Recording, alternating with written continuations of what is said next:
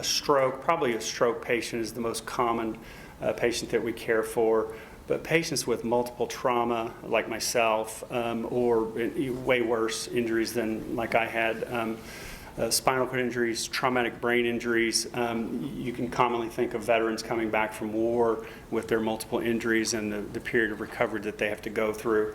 That's really where physical medicine rehabilitation started, was post-World War II with the onset or the advent of antibiotics. Veterans were returning from wars, surviving their wounds, whereas in previous wars they would many times die from their wounds because of infection. Now that because of the onset of the use of antibiotics and technology, veterans were surviving their wounds of war, and the field of physical medicine rehabilitation was developed in the 50s and 60s and 70s, and it's still not a widely known field of medicine. When I tell somebody I'm a physiatrist, I always have to explain it, even to some of my medical cohorts. So we may take care of a person that broke their hip from a fall at home. And many times they have a lot of other medical comorbidities. You know, they didn't just fall and break their hip. They also have diabetes, they have hypertension, they have cardiovascular disease. They have a reason for likely falling and breaking their hip. So the hip is many times secondary. So we do a lot of medical management, pain management, and orthopedic and neurologic management of those patients.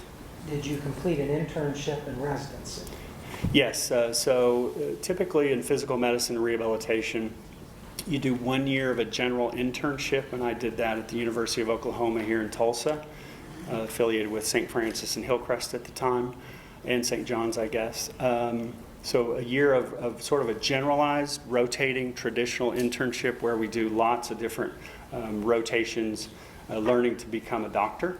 And then I had, as I was ending my final year as a fourth-year medical student, we commonly will apply for residencies, even though in my case the residency was going to be delayed a year because of the rotating internship. I applied and was accepted to Baylor University Medical Center. After your residency, internship, and residency, did you become board certified? Yes. Can you tell the court the meaning of that term, board certified, and in what field you were certified? So my certification is through the American Board of Physical Medicine and Rehabilitation. Typically, or actually to this day, my board, or the Physical Medicine Rehabilitation Board, requires a written examination at the end of your final year of residency. In this case, for me, it was 2002. So that's after 3 additional years of training in the field of physical medicine rehabilitation.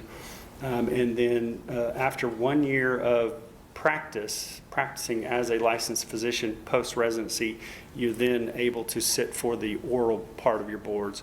And I think to this day, my board conducts those oral examinations at the Mayo Clinic every year in June, I believe. So the certification simply means that you have successfully completed an accredited, approved, comprehensive physical medicine rehabilitation training program. Doctor, again, I don't want to pry, but you've talked about your accident. Can you tell the court what chronic pain is? Yeah, so chronic pain is commonly defined as pain that lasts longer than a reasonable expected phase of healing might occur. The most commonly accepted timeline is about 6 months. So for example, I would meet that criteria because my injury was, well, in August it'll be 30 years. My injury was almost 30 years ago, and I still have periodic pain related to my injury, despite the fact that all the healing that has occurred was going to occur has occurred. I continue to have residual pain from that injury. So that's a general definition of chronic pain. And your practice now, do you deal with both chronic and acute pain? Approximately 95% of my practice deals with chronic pain. Almost all of our patients, and again, it's probably around the 95% figure, are comprised of patients that have been referred to us from other chronic pain doctors in some cases, or other primary care doctors that have either decided to stop doing pain, or are retiring, or are moving on for some various reason. In some cases, we're inheriting patients from other pain doctors simply because we have a clinic that's much closer to them, so that they don't have to drive so far. Doctor, you've got us up to about 2002, as I recall, through your Yes. residency. Can you tell us what happens to you professionally after you complete your residency? So in 2002, I had previously known through medical school a couple of female physiatrists here in Tulsa practicing at St. Francis, working at the rehabilitation associated with St. Francis. It was called Broken Arrow Rehabilitation at the time. Now it's referred to as St. Francis Rehabilitation. So I knew them. I kept in loose contact with them throughout my residency, and I expressed an interest to join them in 2002 when I was available in July of 2002. So they knew me, I knew them, we interviewed, and it worked out great. I ended up working for them for a couple of years. And so in about 2004, I joined forces with a classmate of mine, a medical school classmate of mine, who was also a physiatrist. He had recently finished his residency at the University of Virginia, and he expressed some interest in starting our own practice, a private practice, which I had a lot of interest in doing. And so we started a practice called Rehabilitation Physicians of Oklahoma, and that practice existed from 2004 to 2013 in my case. And what happened next then? So, well, there's a lot of stuff that happened in between, but so you through... just go ahead and tell us Yeah, everything that you think bears upon your qualifications in this case. Yeah, so initially in 2002, I maintained both an inpatient and an outpatient practice.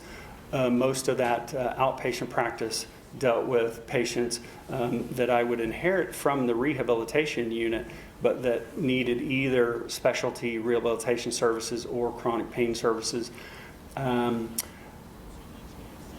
In 2004, when I started that practice with my partner, we decided we needed to focus on chronic pain because we felt like there was a growing need, and we both enjoyed chronic pain. Ironically, I guess if you poll most doctors, they cringe when they hear chronic pain patient, but we tend to enjoy it because we feel like we're making a big impact in their life.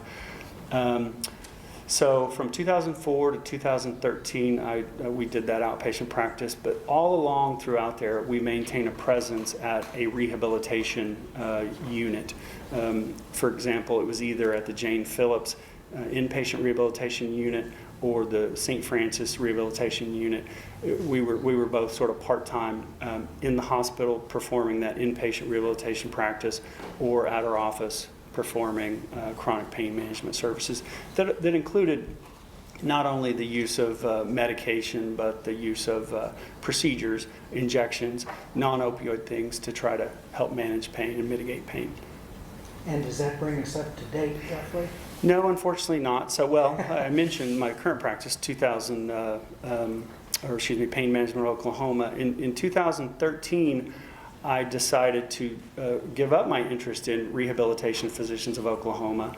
And, just lifestyle reasons, I wanted to focus more on inpatient. I felt like I could work less, quite frankly, and focus more on the hospital. And I felt like the hospital needed my attention. I was the medical director of that rehabilitation unit, and being pulled responsibilities from my office required a lot of my time, a lot of my effort, a lot of my energy, so I felt like I needed to really spend most of my time towards the rehabilitation unit as the medical director of that unit. And so I, from 2013 to 2018, June of 2018, I served as medical director exclusively. And then, sorry to complicate this, but around 2015, my current partner, an anesthesiologist here in Tulsa, and I decided, hey, we want to resume an outpatient practice. And he had an interest in chronic pain. I wanted to renew my interest in chronic pain. We knew that there was a There was a need for it, we felt like, in both Tulsa, Broken Arrow specifically, but largely in rural Oklahoma, there was an underrepresentation of really effective, well-trained chronic pain management doctors. Most of the chronic pain happening in those rural areas are primary care doctors doing the best that they can. So we felt like we both wanted to build a practice and be independent. Neither of us liked the idea of being employed physicians at a hospital system, which was sort of what we saw coming down the road. So we went on this venture to open up this practice. And we started with one office in Broken Arrow, and we've now expanded over the last 4 years to 5 offices. What is the name of this practice? Pain Management of Oklahoma. And is the focus of this practice the treatment of pain? Yes, chronic pain specifically. Do you believe that there's a real need for the treatment of chronic pain in Oklahoma based on all of your experiences over the last almost 20-some years? There's a very real need, and there's a lot of evidence. Just the fact that my practice has grown from 1 office to 5 offices in a very short period of time. Yeah, very real need. How many physicians or other healthcare providers work with you in your practice? We have 2 other part-time physicians. One is an addiction specialist.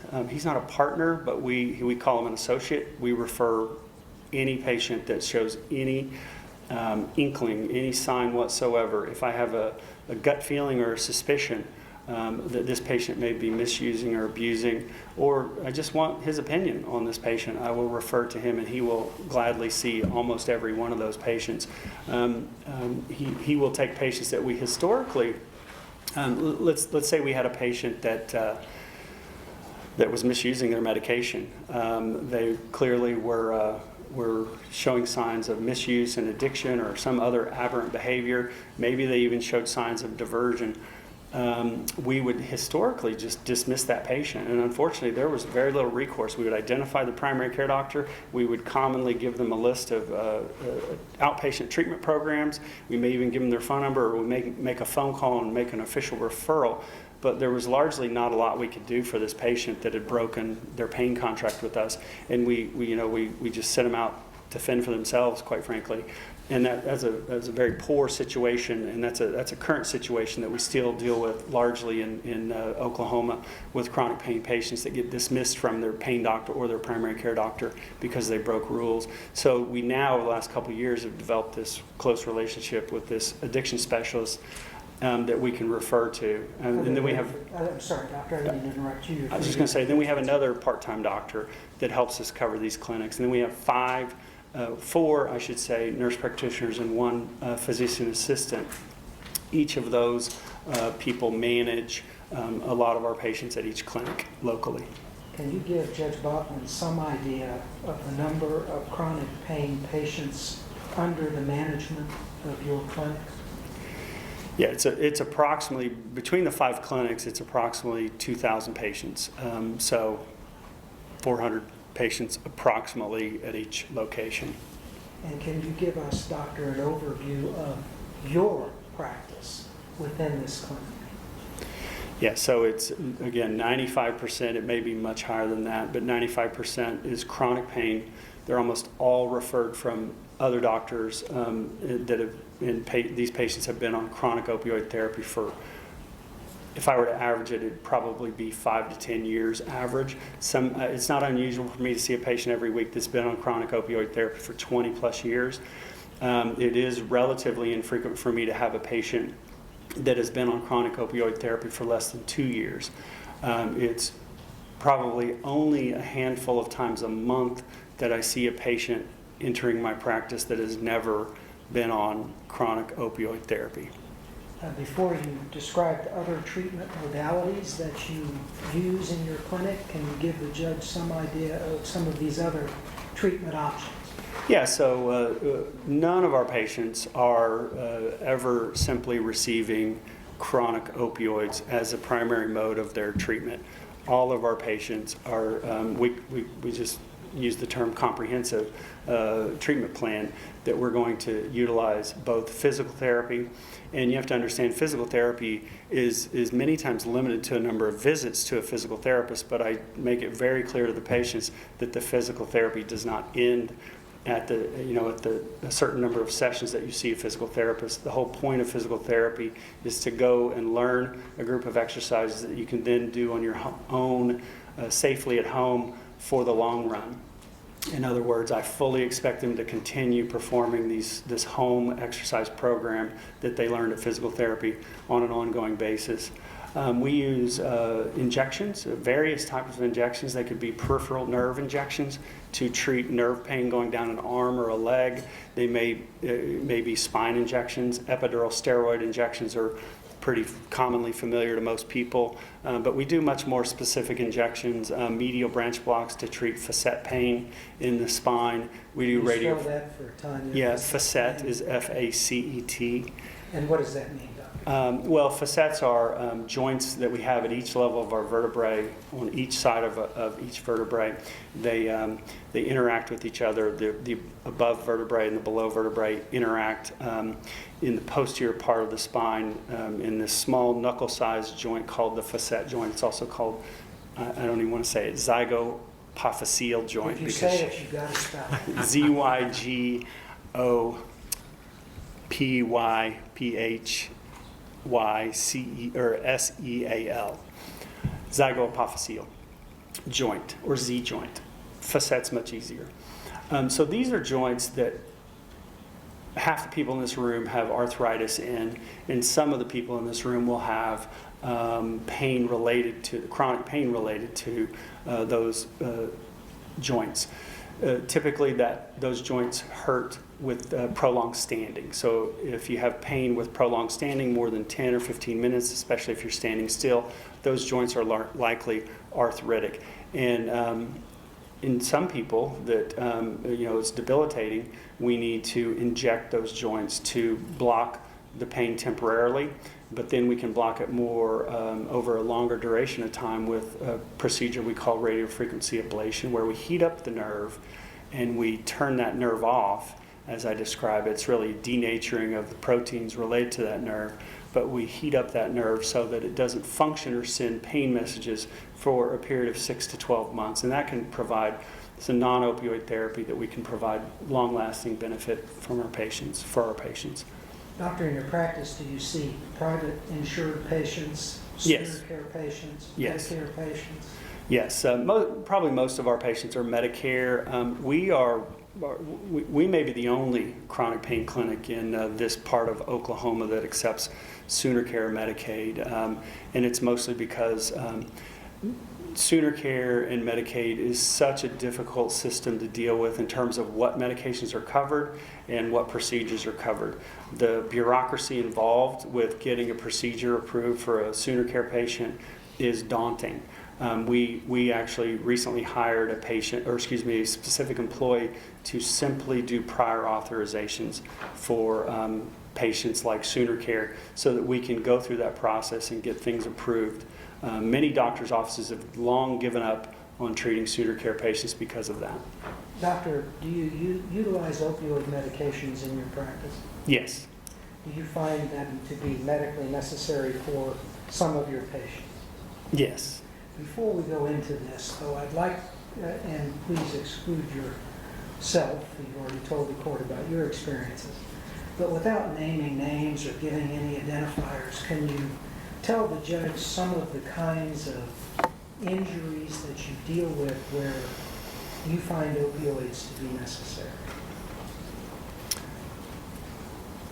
Yeah, I mean, there's some, I can give you a very common scenario. I can give you a rather dramatic scenario. Well, give us one of each. I can give you a really sad scenario if you wish. Probably the most common scenario is a 60, 70, or 80-year-old man or woman that has developed degenerative joint disease or degenerative disc disease in their spine. This is, no fault of their own. Many times it's just accumulation of trauma and life experiences that end up resulting in osteoarthritis of the multiple joints and structures that we have in our spine. So many patients will have really debilitating pain related to that degeneration.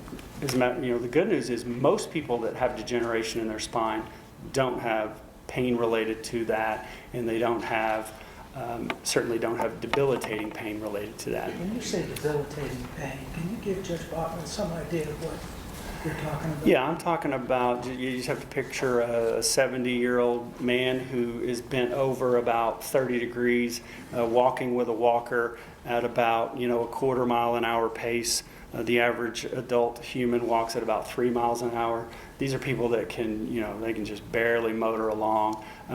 Many times their bones are creaking and cracking. You can audibly hear them if you're standing within 5 feet of them.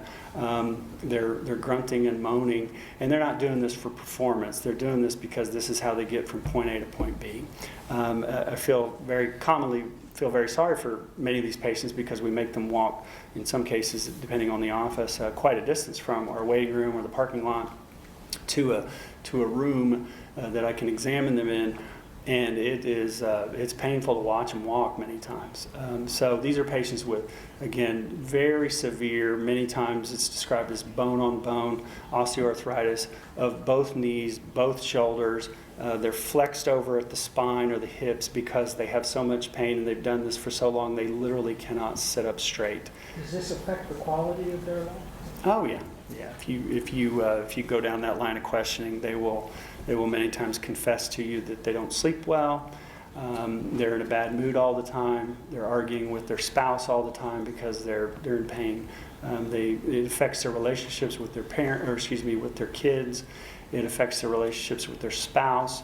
You can imagine having pain like that affects literally everything you do, whether you're talking about getting up in the middle of the night to go to the bathroom, or you're talking about trying to take a bath safely and not falling to the ground, or just simply walking to the kitchen to get something to eat. Does it affect their ability to care for themselves? Oh yeah, yeah. Can you tell the judge how that happens? Yeah, so people with chronic pain like that, in some cases, whether it's treated or not, need assistance to do things as simple as put their shoes on, put their socks on, dress, bathe, or toilet. So just call these very basic activities of daily living. That's what we're talking about here. Can you give us some other examples? You mentioned this as a degenerative condition. Yeah, that's probably one of the most common things we see is a little old lady or a little old man with osteoarthritis riddled throughout their body. Give us some other examples. Trauma, for example. Yeah, so a very one that comes to mind that I told in my deposition is a very sad case of a young person I saw in one of my offices, and he's a young man in his mid-20s, and we have lots of rules for screening patients at my office, and I don't have an age requirement except that we only see adults. We don't see people under the age of 18. But it's not typical to see a person in their 20s in my practice in any of my offices. So I walk into this room very hurriedly because I'm probably running late, and I walk in. I see this what appears to be a very healthy young man sitting there with what appears to be his wife in this office, and I'm immediately annoyed because I think this guy doesn't have pain. This guy got through my screening process. I'm annoyed with my staff for letting him through. But that's what's going through my head as I'm entering the room. And so I sit down to review his records and to talk to him and interview him as I do every patient. And it becomes pretty clear to me upon reviewing the records and listening to him that he suffered a very traumatic event in the recent months. I don't want to say when this was because you may be able to identify him, but so he had an accident in a lake in Oklahoma where he was riding a jet ski, or he was on the back of a jet ski. He'd recently been married, and his wife was driving, and he was on the back of it, and they were running around having a lot of fun, and with a friend, I guess. And I don't know what happened, but they hit a wave wrong way, and he goes falling off the back of it. She doesn't realize it and gives it full throttle, and the jet stream of the jet ski rushes up his anus and ripped him apart, basically. So he tells the story that he's in the water bleeding, and he can feel intestine and body parts hanging out of him where they shouldn't be, and he thinks he's dying. He immediately sees blood and he thinks he's dying. He's losing consciousness. He has a life jacket on, thank goodness, and he's recounting this very dramatic story to me as I'm listening with my jaw dropping. And the short story is his wife wasn't able to get him back on the jet ski. She had to go get his father that was in a boat relatively nearby. He drug his son into the boat and ended up getting life flighted to hospital in Tulsa. And I'm reading all the records, from that hospital in Tulsa, so I can verify everything he's saying. Again, this is a person that looks pretty healthy. He looks very healthy. He's a skinny, healthy guy. He walks normal, talks well. Business guy. I don't remember his job, but he's currently working. And but he's recounting this very harrowing story where he almost died, and he had multiple surgeries on his pelvis and anus. And to this day, he still has a lot of trouble with bowel and bladder incontinence because of the surgery and the trauma that he has a lot of nerve pain related to the rectal pain.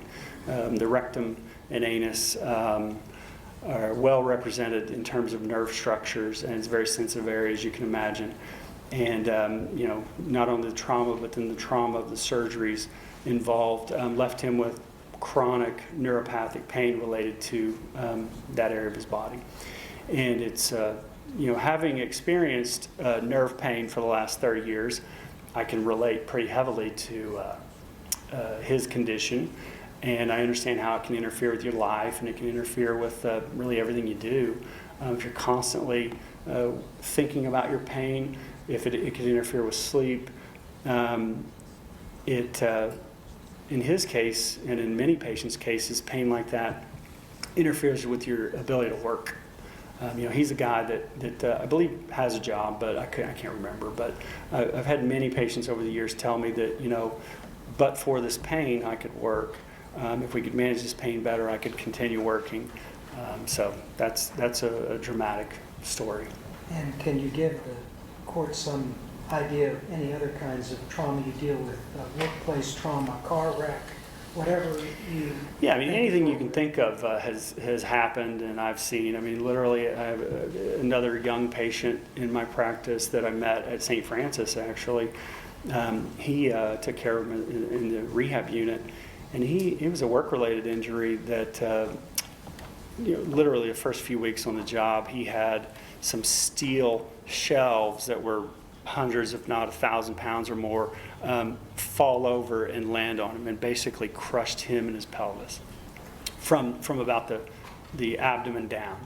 And he had what is commonly known as an open book pelvis fracture. So that means your pelvis looks like this. Well, his pelvis went like that because it was crushed by the weight of all these objects. And so you can imagine, it's not that difficult to imagine, this guy has chronic pain, and it's again in the pelvic region. He has incontinence issues, he has bowel and bladder issues, and he has a lot of neuropathic issues because he required a bunch of surgery to put him back together. And he's another guy that you look at him, if he walked in this courtroom, nobody would think, the furthest thing from their mind would be that guy has chronic pain. Are these some of the kinds of patients, doctor, that you treat with opioid therapy? Yes. Doctor, are you aware of the risks of treating these patients with opioids? Yes. Do you refer to what we have referred to in this case as the FDA-approved label to discover what these medications are indicated for? Yeah, I'm acutely aware of not only the risks but the benefits of these medications. I've read the label of each and every drug that I prescribe, and I commonly do that, and I do that many times in front of a patient. I do that sometimes for dramatic effect to the patient because I want the patient to understand the risks of these medications that many times they've been taken for years, and they have a very cavalier attitude many times about these drugs, and I have to sort of reorient them and explain to them that you shouldn't have a cavalier attitude about taking these medications. I don't care how long you've been taking them. You have to understand that there are risks associated. The biggest risk I'm worried about is overdose, but secondarily I'm worried about addiction. Doctor, is this true for both long-acting and short-acting opioids? Yeah, they're the same drugs. It's just long-acting is formulated such that it's slowly released throughout your body over a period of 12 or 24 hours. And are the risks associated with opioids known to you in your treatment of these patients? Yes. If I say black box warning, what does that mean to you as a physician? Well, that's the most severe type of warning that I guess it's the FDA that wants us to be acutely aware of any warning that is in that box. And for most of these drugs we're talking about, black box warning is addiction and respiratory depression. Is the risk of addiction, abuse, misuse, diversion something that you came into the practice of medicine not knowing, or something that you learned in your education? Oh yeah, no, we're taught that from very early on in medical school. We're going through pharmaceutical classes. We talk about the risks of any drug. All drugs have risks and they have lethal doses. Insulin, for example, can kill you very quickly. A lot of diabetic drugs come with very high risks. Hypertensive drugs come with very high risks because if you overdose somebody with a hypertensive drug, their blood pressure is going to drop. They may fall and hit their head and bleed and die. That happens all the time. So opioids were no different in that we were taught the risks of these drugs. Doctor, I represent Janssen, and we make Duragesic. At one point we made Nucenta or Ultram. Are those drugs familiar to you? Yes. Have you used them in your practice? Yes. Now, doctor, if you are aware of this potential for abuse, misuse, and addiction, do you believe that these drugs should be carefully prescribed? Yes, I do carefully prescribe them. And why? Why would you use an opioid medication to treat chronic pain when it carried a risk of abuse, misuse, addiction, or diversion? Well, because in these individual cases, many of which I've described, the benefits outweigh the risks. And the risks are lower. With all of these medications, the risks are lower at lower doses. The higher doses, the higher the risk in any patient. Anytime we're starting a drug on any patient for any reason, but certainly in the chronic pain patient, we have to advise them of these risks. We have to be acutely aware of these risks. We have to risk stratify patients. We have to understand the comorbidities related to that patient. In other words, if a patient has COPD, which is spelled just like it sounds, COPD, that patient is a much greater risk of overdosing than a patient without COPD. We may have patient A and patient B with the exact same diagnosis and the exact same reported severity of pain, but one patient has COPD, one patient doesn't, and we may give them the same doses of medication. Well, the patient with COPD is at a much higher risk of secondary complications, including respiratory depression. So, doctor, you are treating chronic pain patients with opioid therapy? Yes. And this includes chronic non-cancer pain as the type you've described to Judge Bachman? Yeah, we have a small percentage of patients with chronic cancer diagnoses as well in our practice. Are the majority of your patients non-cancer or chronic? Yes. Chronic pain patients? Yes. Have you prescribed opioids throughout your medical career when you found them to be medically appropriate? Yes, even in residency, where we learned to become a doctor. That's probably when I first started prescribing opioids. You also use other therapies. The court has heard something about non-steroidal. So can you tell the Right. judge if you use those kinds of drugs as well? Yes, non-steroidal anti-inflammatories, commonly referred to as NSAIDs.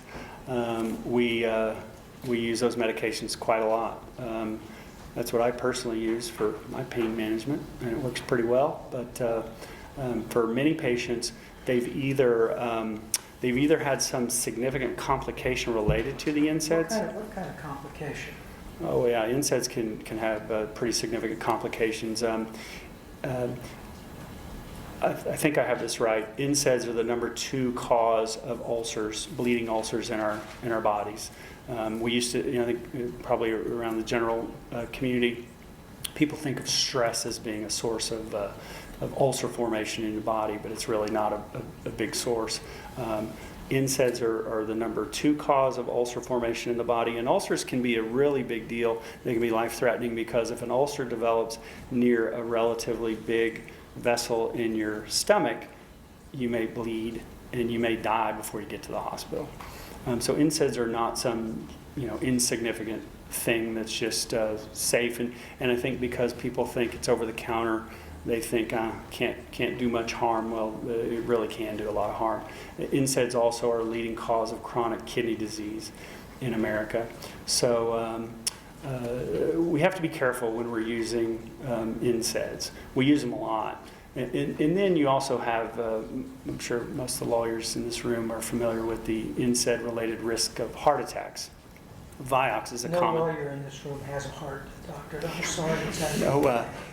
Vioxx was removed from the market because it was an NSAID that was causing too much heart attack related issues.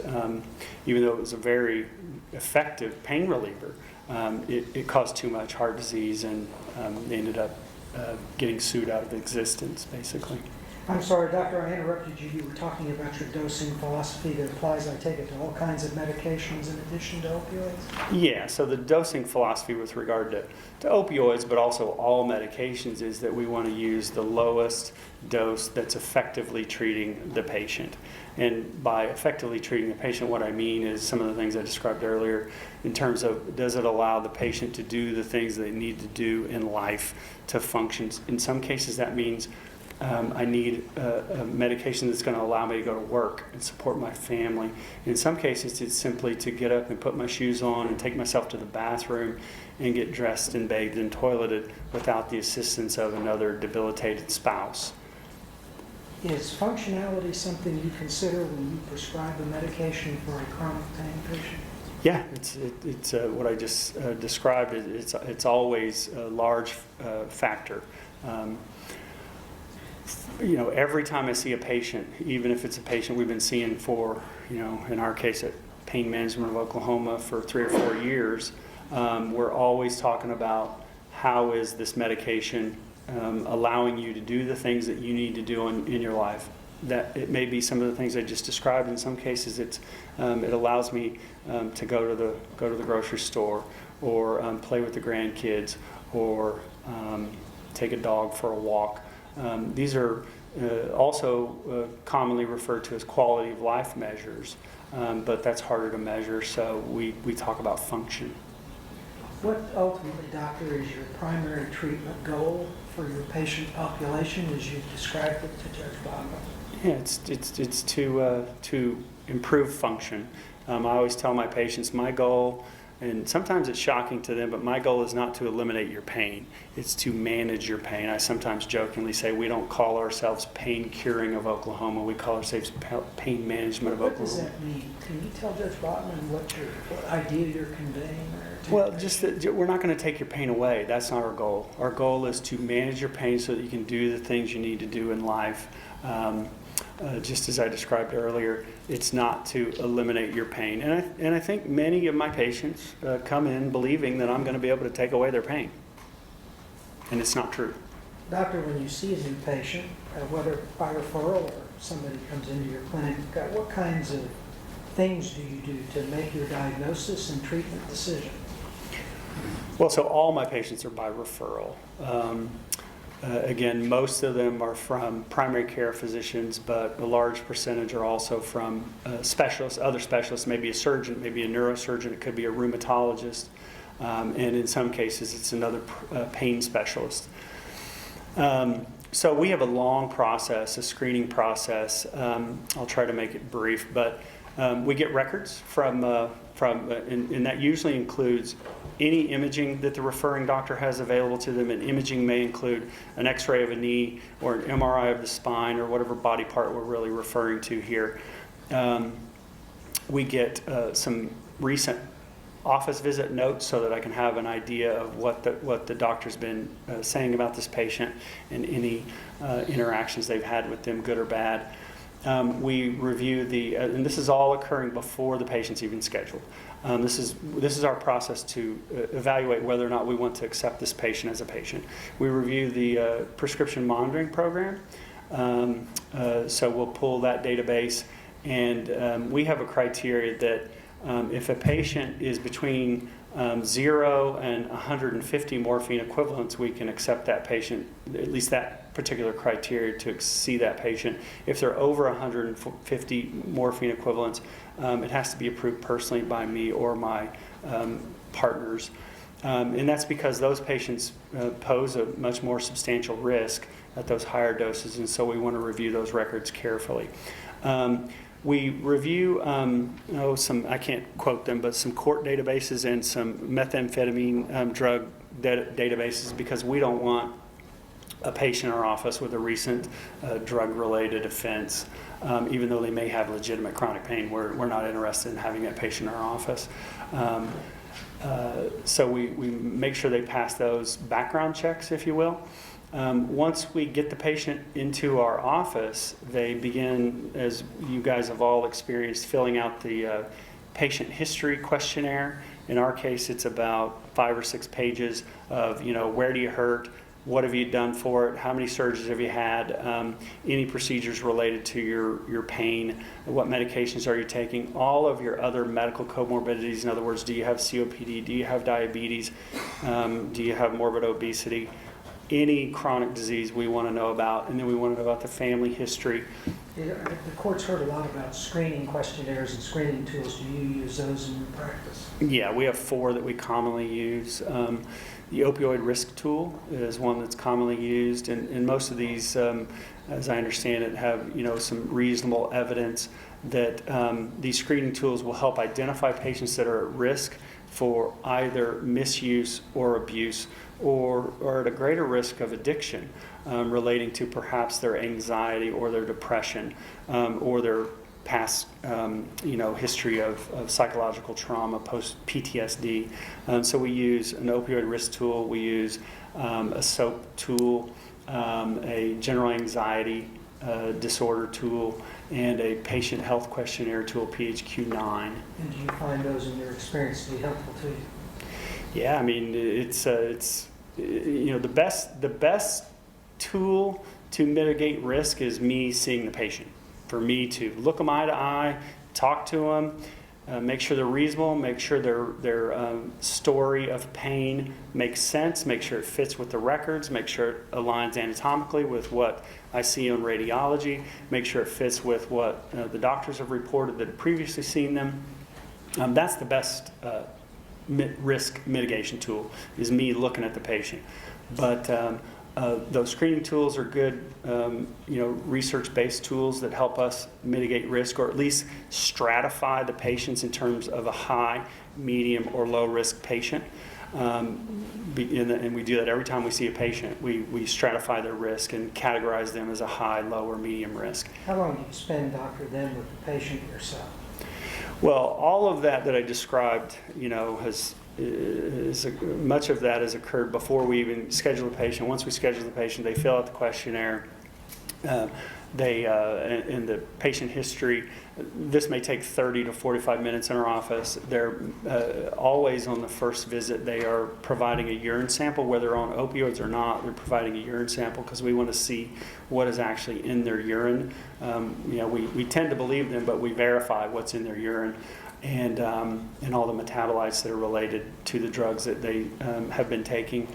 And then I'll see the patient, and I do my history and my physical exam, and that could take, for a very straightforward patient, that could take as little as 15 minutes. For a more complex patient, that may take 45 minutes. At what point in this process, doctor, do you make a decision to prescribe an opioid for a patient? Well, that decision is always made at the end of the visit, and after I've reviewed all of the pertinent information that I just described, their history, their urine screen that we've just obtained. We can rapidly get that result in most of our offices before the end of the visit, and I've reviewed the PMP. I've talked to them. I've made sure that their pain history story makes both physiologic and anatomic sense. In other words, if a patient says, well, my spine is causing my right arm to be numb, or my low back is causing my right arm to be numb, well, that doesn't make any sense. So I will have to do further research to figure out what in the world they're talking about, and we have to do more imaging study before I may prescribe that patient. But if everything aligns, everything makes sense, they've passed the background check, they've passed the PMP check, I have no reason to suspect that they're going to misuse, abuse, or divert these medications. Their urine drug testing is consistent with what they say they're taking and what I know that they're taking based on the PMP. And I don't have any sort of non-scientific bad gut feeling or any aberrant behavior in front of me. I may or I commonly will continue a version of opioids that they've previously been taking. And is the determination of the pain medication or therapy you're going to prescribe to a patient based on an individualized assessment of that patient's needs? Yeah, of course, every medical decision that I make, whether that be prescribe a medication, certainly an opioid, or order an MRI, all of those decisions are based on the individual assessment and individual need of the patient. And is that also based in the case of an opioid, on an individualized decision by you of the risks and benefits for the use of that product? Yes. Doctor, after you decide to prescribe an opioid, do you monitor your patients? Yes, we monitor our patients every month. It's actually every 4 weeks, every 28 days, because we don't want to get confused by the differing number of days in the month, whether it be 30 or 31 or 28. So we monitor our patients every 4 weeks if they're on chronic opioid therapy.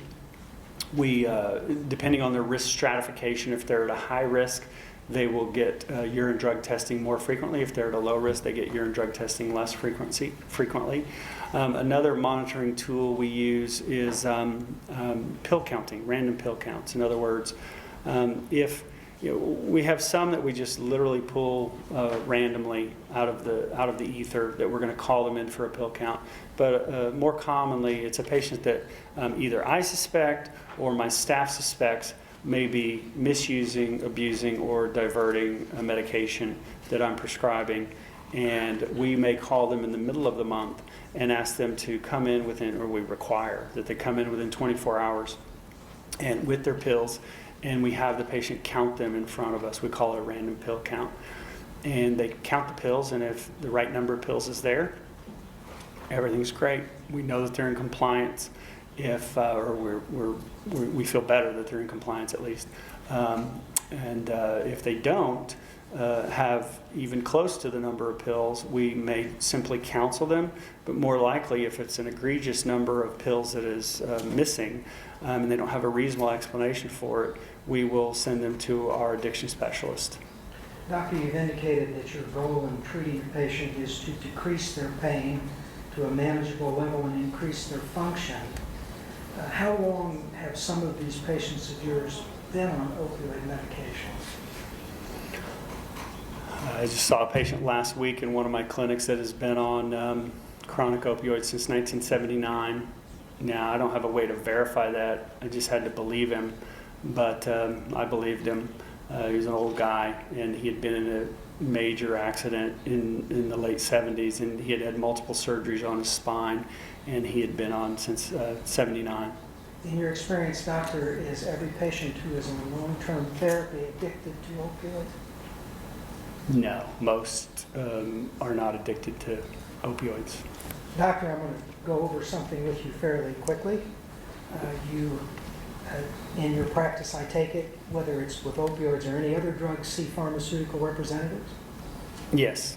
Roughly how often do you do that? You know, it's changed over the years, and I don't want to go into all that similar detail I went in before, but more recently, in the past, say 6 months, I see drug reps approximately 2 to 3 times a month. Can you give Judge Botman some idea of your average interaction with a drug representative? Yeah, so the average interaction is my staff will tell me, hey, so-and-so with representing this drug wants to bring lunch and talk to you about their product, and I will either say yes or no, and they will schedule it accordingly. So my staff likes free lunches, so sometimes we allow that, and I will spend, commonly it's sometimes as little as 2 to 5 minutes with that drug rep, depending on how busy I am and depending on what's going on in the clinic. Sometimes I may sit there and have lunch and spend up to 20 minutes with a drug rep.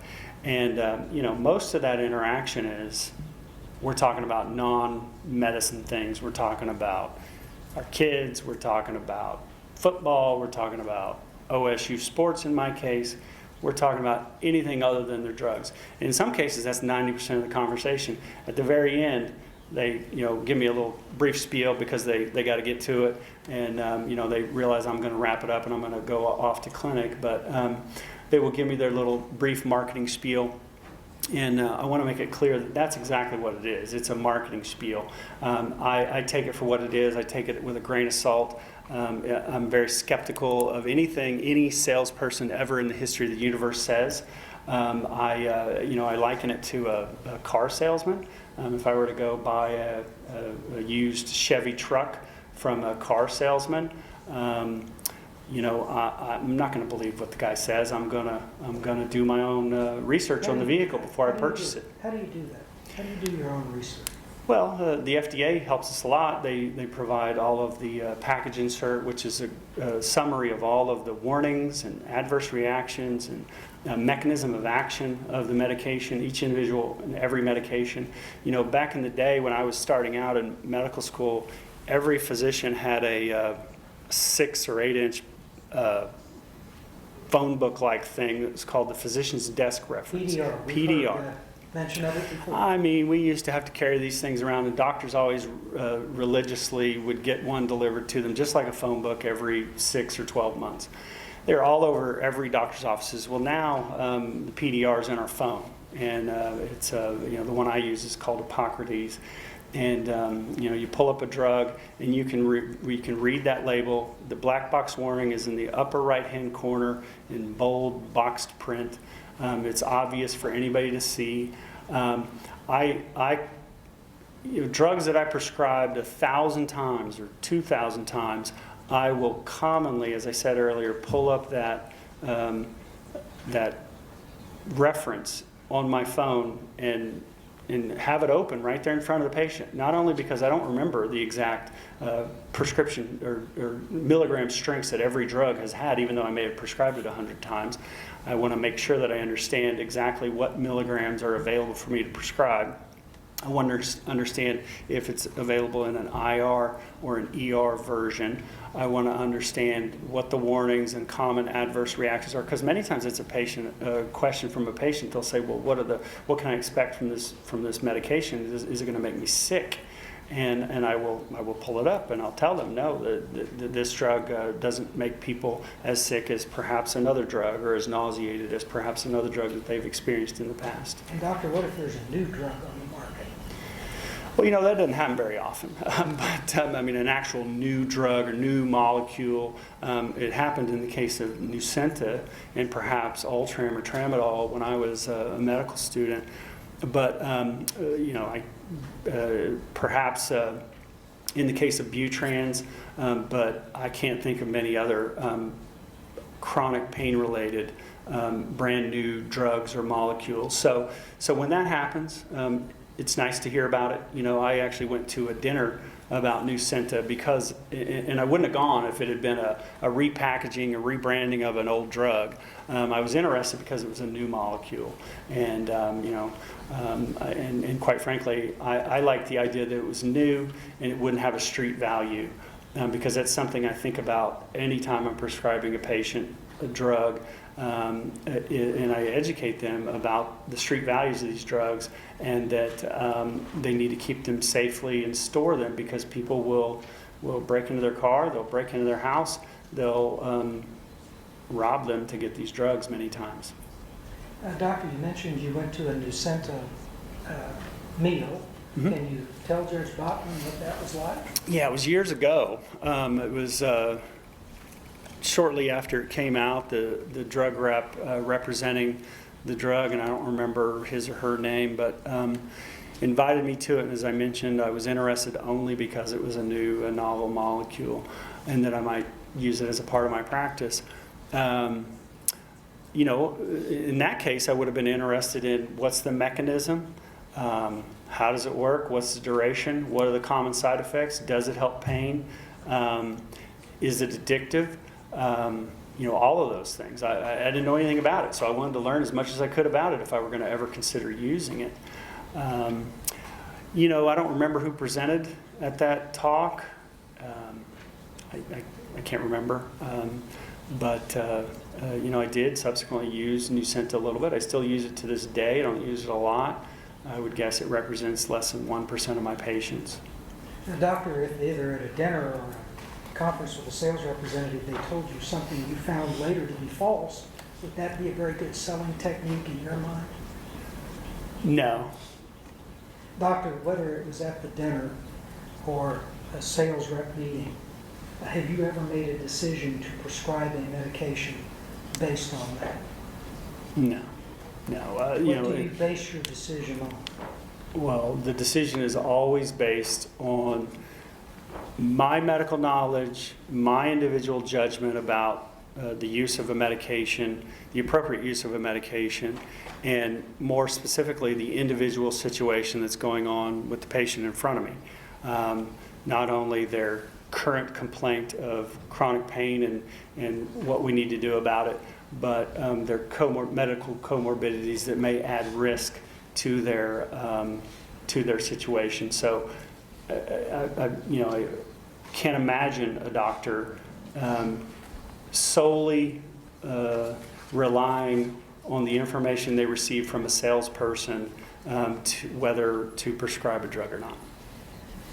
And doctor, at any of those interactions with, you know, we're limited to Janssen, Nucynta, Durgese, has a sales rep ever ignored you, tried to get you to ignore the warnings contained in the packages? No. Have they ever tried to get you to prescribe a drug you didn't think was medically appropriate based on the indications in the package insert?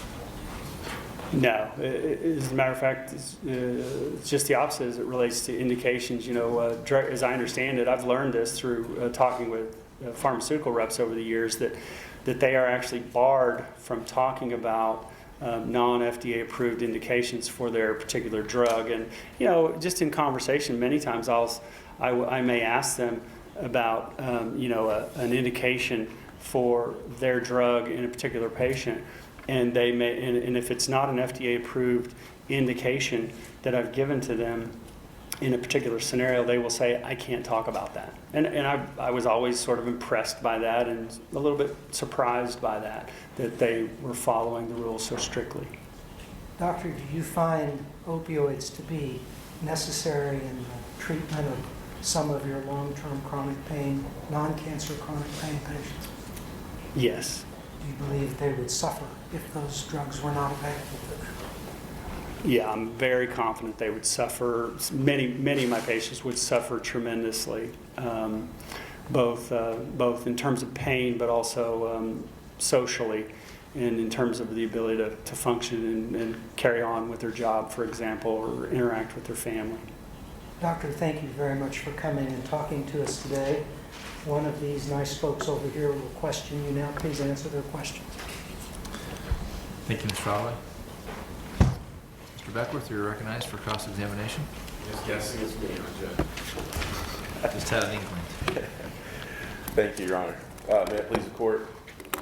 Dr. Halford, my name is Brad Beckworth, and we just met and shook hands Right. not an hour ago, right? Right. I told you, but just want to make sure you understand. You know I represent the state of Oklahoma in this case, Yes. and this gentleman to my left is Attorney General Mike Hunter. Do you know the Attorney General? Seen his picture. Okay. But no, I I don't. won't ask you if you voted for him, just that's your business. But, you know, you do understand a little bit about this case. In fact, when you got deposed in this case, you actually talked to and met with a lawyer for Teva prior to the deposition, right? Yeah, he contacted me once I received the surprising subpoena. And I bet you'll remember that you said that what you knew or learned about the case, you got just in a brief interaction with him, and then I think you talked to a lawyer about whether you had to actually appear for your deposition. Is that true? Correct. Okay. Have you met with Mr. Ottaway or any of his folks prior to being here today? Only by phone. You did. You met with him by phone, Yes. but you're under subpoena. I'm sorry, say that again? Well, you're under subpoena from Johnson & Johnson, right? I guess, yes. Why did you meet with him by phone? Why did I meet with him by phone? Because I needed to know where to come. Right. I needed to know what time I needed to be here. I asked them for directions and where to park. Okay. Lots of things like that. Did y'all talk about where we were in the case or the evidence that had been elicited to date? No, they did advise me that, and I didn't know this, that it was on YouTube. Right. And that some of the testimony was on YouTube. And so I did watch some of that. Did Johnson & Johnson give you any of their confidential marketing documents? No. They haven't shown you any of their marketing documents or their strategies to attempt to influence doctors' prescribing habits? No. Did Johnson & Johnson give you any of the call notes related to your practice? I did see some call notes during the deposition. In fact, if you'll recall during this deposition, it was my law firm that gave you the call notes, not Johnson & Johnson, right? Mr. Hill was in the courtroom, took your deposition? Yes, and I can't remember which side actually presented those call notes. Yeah. And did you know that we put into evidence 35 boxes of documents that represented over 150,000 specific call interactions that happened in the state of Oklahoma? No. And other than the documents that Mr. Hill showed you during your deposition, has anyone from Janssen or Johnson & Johnson ever bothered to show you what's in those boxes? No. So the only thing you would know about sales rep interactions is their interactions with you specifically, with respect to J&J. Yeah, and I mean, Johnson, it's at least 20 plus years of interacting with sales reps is Right. what I would know. So let's talk about you and sales reps for a minute. I want to go back through some of my notes from your deposition. I was surprised to hear what you just said. You compared sales reps to car salesmen, Yes. and you said they're just given a marketing spiel. Yes. You don't enjoy the interaction with sales reps, do you? Yeah, I mean, no. I'm many times sort of drug in there. I feel bad that they've shown up to my office and they've waited for 30 minutes or 45 minutes, and they waited for me to finish with a patient, for example. You know, many of these people are super nice people. They're people, 10 years ago of my age, and we had kids of similar age. So these are people I could relate to, and many times once I was interacting with them, I enjoyed it. But the thought of listening to a sales pitch was not something I was interested in during a busy day of my clinic. Almost looked like you were going to make a gagging face there for a minute. Yeah, Yeah, it makes you gag a little, right? a little bit. Yeah, it's a little insulting that you as a doctor who are highly educated and have a very thriving practice would need to hear from a sales rep, right? No, it's not insulting, no. But you feel a sense of obligation when they've come there and they bring food that you need to at least entertain them. You don't want to be rude. I wouldn't say I feel the need to entertain them, and I don't want to be rude, but I want to listen to them. I want to listen to them, even if it's ever so briefly. And you mentioned something, I think you and I are pretty similar in age. those sales reps aren't typically men in their 45s to 50-year range, are they? Right. Yeah, there's something different, right? Well, they're women, mostly. Yeah, they're mostly women. They're a lot younger, aren't they?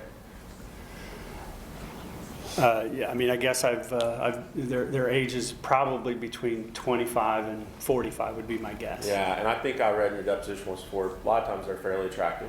Sometimes they are, And in yes. fact, one of them that called on you was a friend of your girlfriend at the time, right? In college, yes. Yeah. Okay. So when we talk about sales reps, you personally don't believe they're experts in pain management, right? I mean, that's just not Very right. confident they're not experts in pain management or anything else related to medicine. Yeah. So for them to be held out as pain experts or experts in things like treating pain or even addiction, that'd just be nonsense. It is nonsense, yes. Utter nonsense. It's nonsense. Yeah. Thank you. So you then believing them to be more akin to car sales. And by the way, my cousin's a general manager of a car dealership, and if I criticized car salesman, he probably wouldn't like that. So let's use a different term. You believing it's nonsense that they're actually pain experts, you took them with a grain of salt. Yeah, a high dose of skepticism. High dose of skepticism. So Yes. you feeling that going in, you're not easily influenced by a sales rep trying to sell you on anything, right? I don't think I'm influenced at all. Okay, very good. So let's talk about what it is you do in your practice as someone who's not influenced by sales reps. So one of the things that you said was, I think you were asked about being aware of the risk. And one of the things you said is this is your specialty. You talked about a dramatic effect. Do you remember that?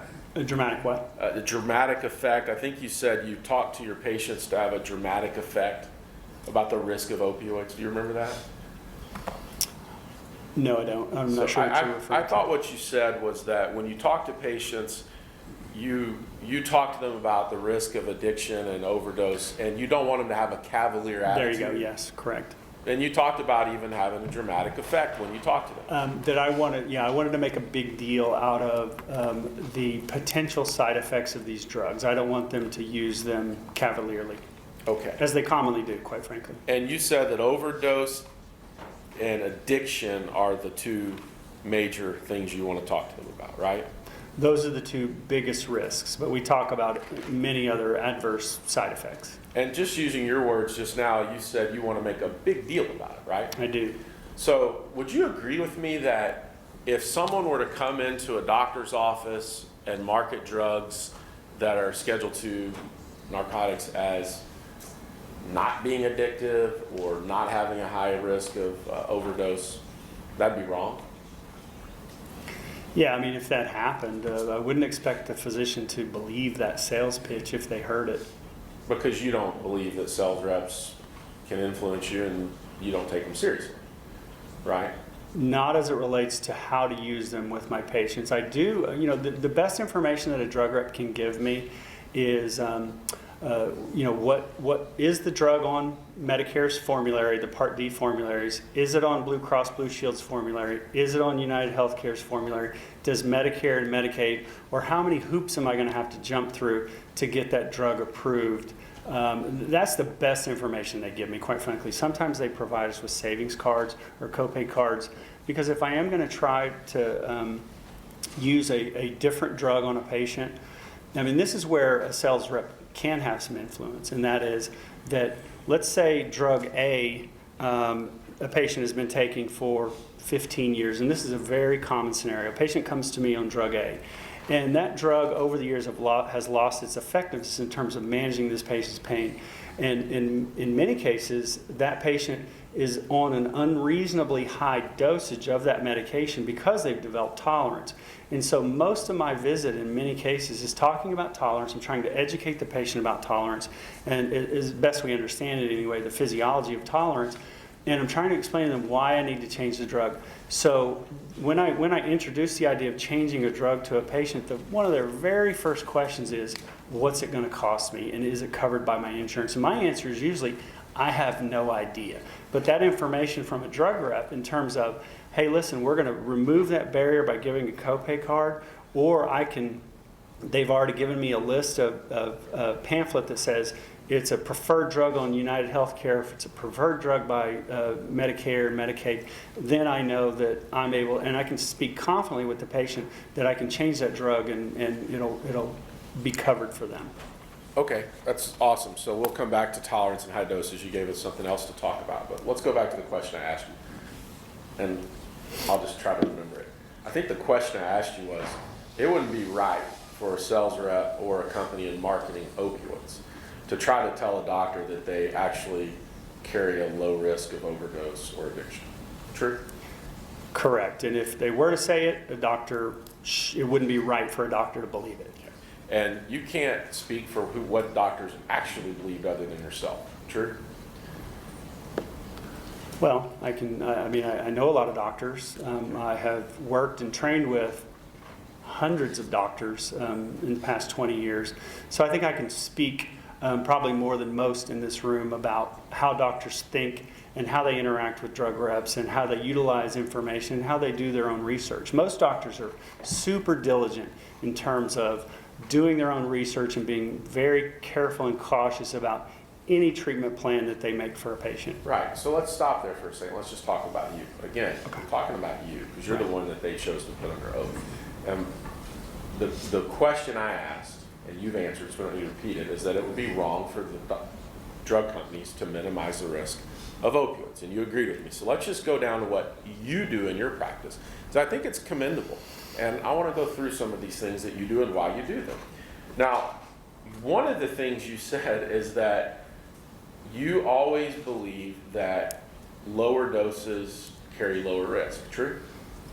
I don't think I said that. Okay. How did you say it? I wrote notes pretty fast. Let me just paraphrase what I heard. I certainly didn't say I always believe. Okay. But, Let's go back. Let's go back through it. Yeah. You said you want to analyze the benefits versus the risk, and do the benefits of using opioids outweigh the risk with the specific patient. True? Yes, that's always in my head, yes. Okay. And I want to make sure I understood what you were saying, but you said something about the risk are lower at lower doses. We typically believe that risks, in general, it's safe to say that in most situations, a lower dose of really any medication, including opioids, is going to be safer than a higher dose. Perfect. And you mentioned it, that's why I said we come back to tolerance. The longer you stay on an opioid, sometimes you can develop tolerance. Yes, many times. And that can also eventually require higher doses to get the same impact. True?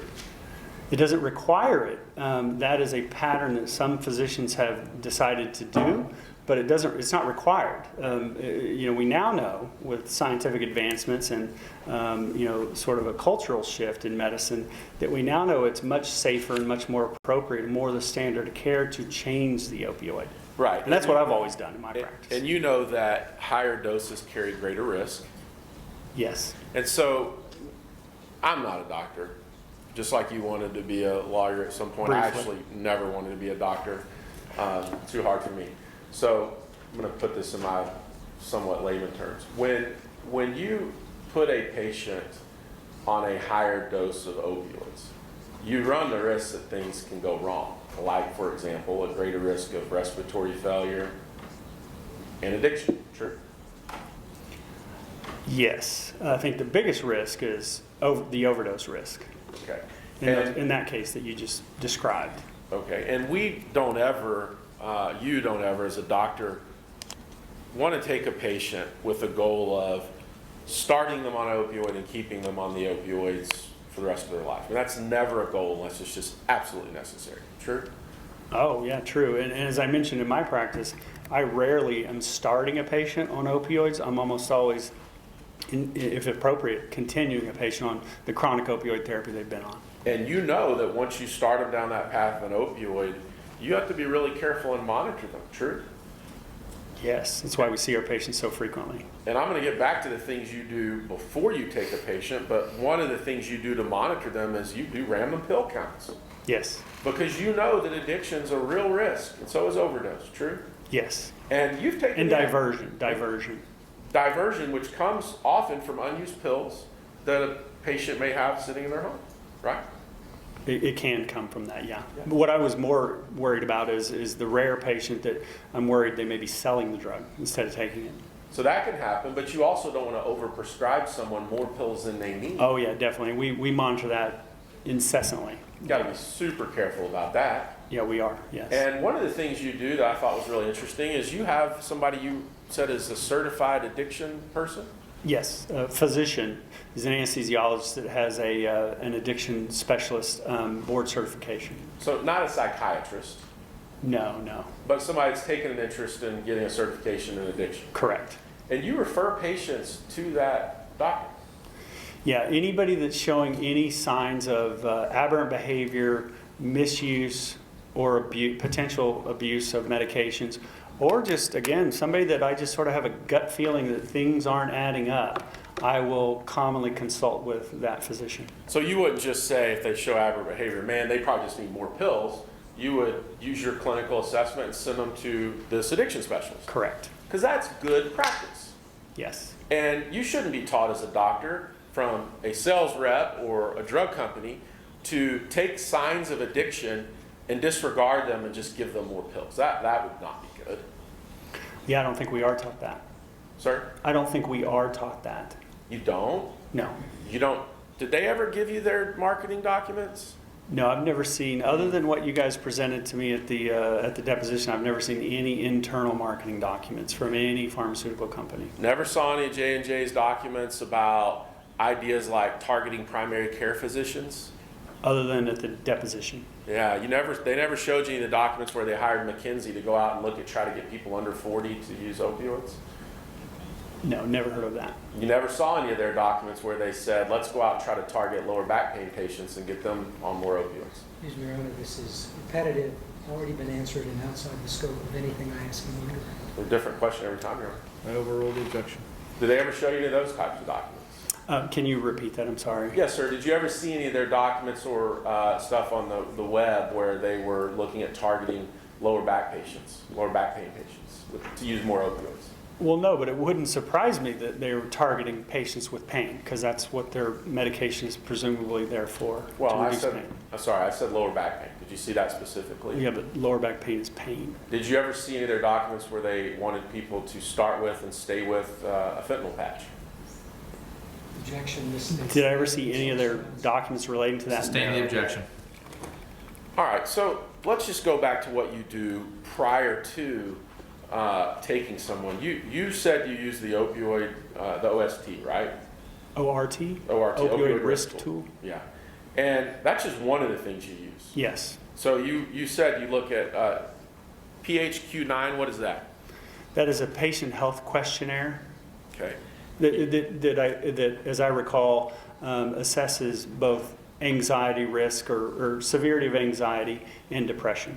You look at I couldn't get this one. SOAP? Yeah, SOAPP. What is that? So it's a screening and assessment tool for patients with pain. And what it's really looking for is, are the patients at a risk, according to the score of the tool, of abusing, misusing, or some other aberrant behavior. For example, it may ask a question, as I recall, one of them is, how often do you run out of your pain medications before they're due?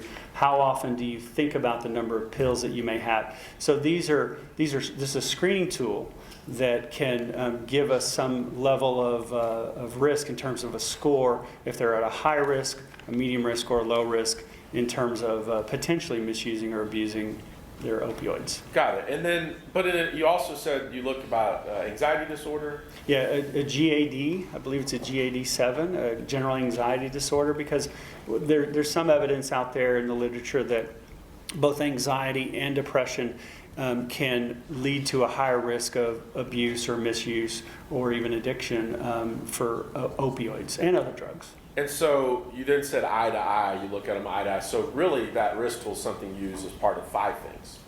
Yeah, I mean, we use many things. We use the PMP, for example. But I think the most important thing is me talking to the patient and doing a physical exam. Well, you also look at urine samples. Yes. So that's another thing you do. Yeah. And you said you look at prior drug offenses, background checks? Yes, but that's before we even accept the patient to be scheduled. And then there was something that struck me out of the PMP. You said if they are on greater than 150 MME, they're a reject, and then they have to be personally reviewed by you or one of the Yes. doctors. Why is Yes. 150 the number? Well, the Centers for Disease Control has set a high-risk limit to about 90 to 100 morphine equivalents of a patient. In other words, somebody taking between or over 90 morphine equivalents, and in the state of Oklahoma, we've decided it's 100, but that patient is determined to be at a high risk of unexpected overdose. The reason we chose 150 is because we actually get quite a bit of patients in our practice, and over the years we've seen patients 400, 500. I have one patient that was over 2,000 morphine equivalents. Now, she happened to be a chronic cancer patient dying of metastatic cancer over a period of a year, but she was taking 2,000 morphine equivalents of medication a day. So the point is my practice has inherited a bunch of patients over the years that have taken well over 100 or 150 morphine equivalents. We know that those patients pose more risk, and we want to screen them even more carefully than we screen the typical patient. Okay. Now, thank you for that. So all of that you do, and then there's other things that you've talked about. You said you do that to assess a high, medium, and low risk. You remember that? Yeah, we risk stratify our patients based on all of the things we just talked about. We put them in a risk category of high, medium, or low. Risk of what? Not getting their pain treated? No, risk of overdose, risk of misuse or abuse or diversion, and addiction. The big five, Yeah, right? No, you're doing it the right way. Good for you. I think so. Any of those sales reps ever tell you to do all those things? No, but I wouldn't listen to them if they did. Yeah. We're lucky that you wouldn't. Excuse me, Your Honor, can you stop commentary and just have the I'll withdraw it. Thank you, Mr. Beckworth. Okay, so let's talk about your 3 examples of why opioids or when opioids might be necessary. Now, I wasn't going to ask you about your personal situation, and I won't. I did hear you say you use NSAIDs for yourself. Correct? That's what you Yeah, said. but you're free to ask if you wish. You know, it's none of my business. But let's talk about the 3 that you were asked about. You gave a category of 60 to 70 to 80-year-old patients with degenerative disc disease, and you were talking about folks that are 30% bent over, using a walker and things like that. That's very severe pain, true? It can be, yes. Yeah, Some people that I just described like that don't have severe pain, but some of those patients do, yes. But the ones that get opioids are in the severe category. Correct. You don't give it to people that aren't complaining of... Exactly. Right. So those aren't sprains and strains. Correct.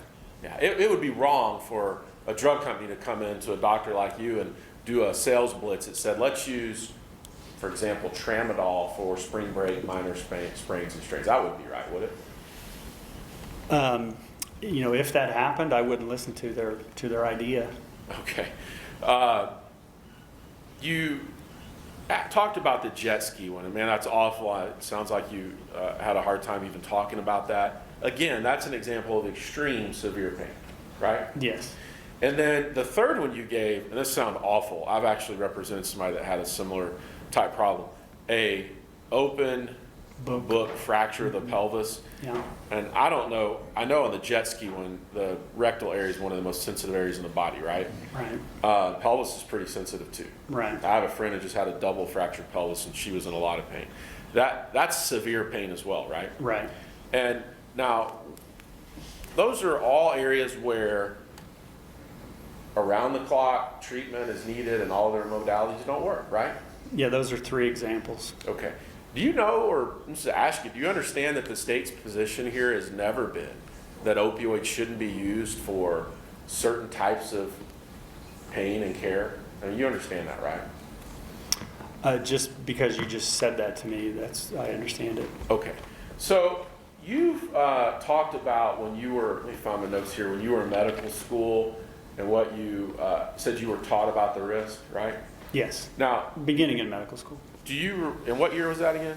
Well, I started in 94 Okay. and graduated in 98. Okay. When did you first learn about pain as a 5th vital sign?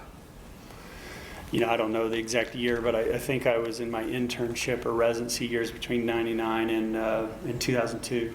Did Johnson & Johnson ever show you the documents where they sought to leverage pain as a fifth vital sign as a way to try to get doctors to prescribe more opioids? No, I think I first heard about pain as the fifth vital sign from hospital administrators. Yeah, and that had an impact on prescribing in hospitals, right? Where people were told to rate their doctor's pain treatment, and that was a big issue for them.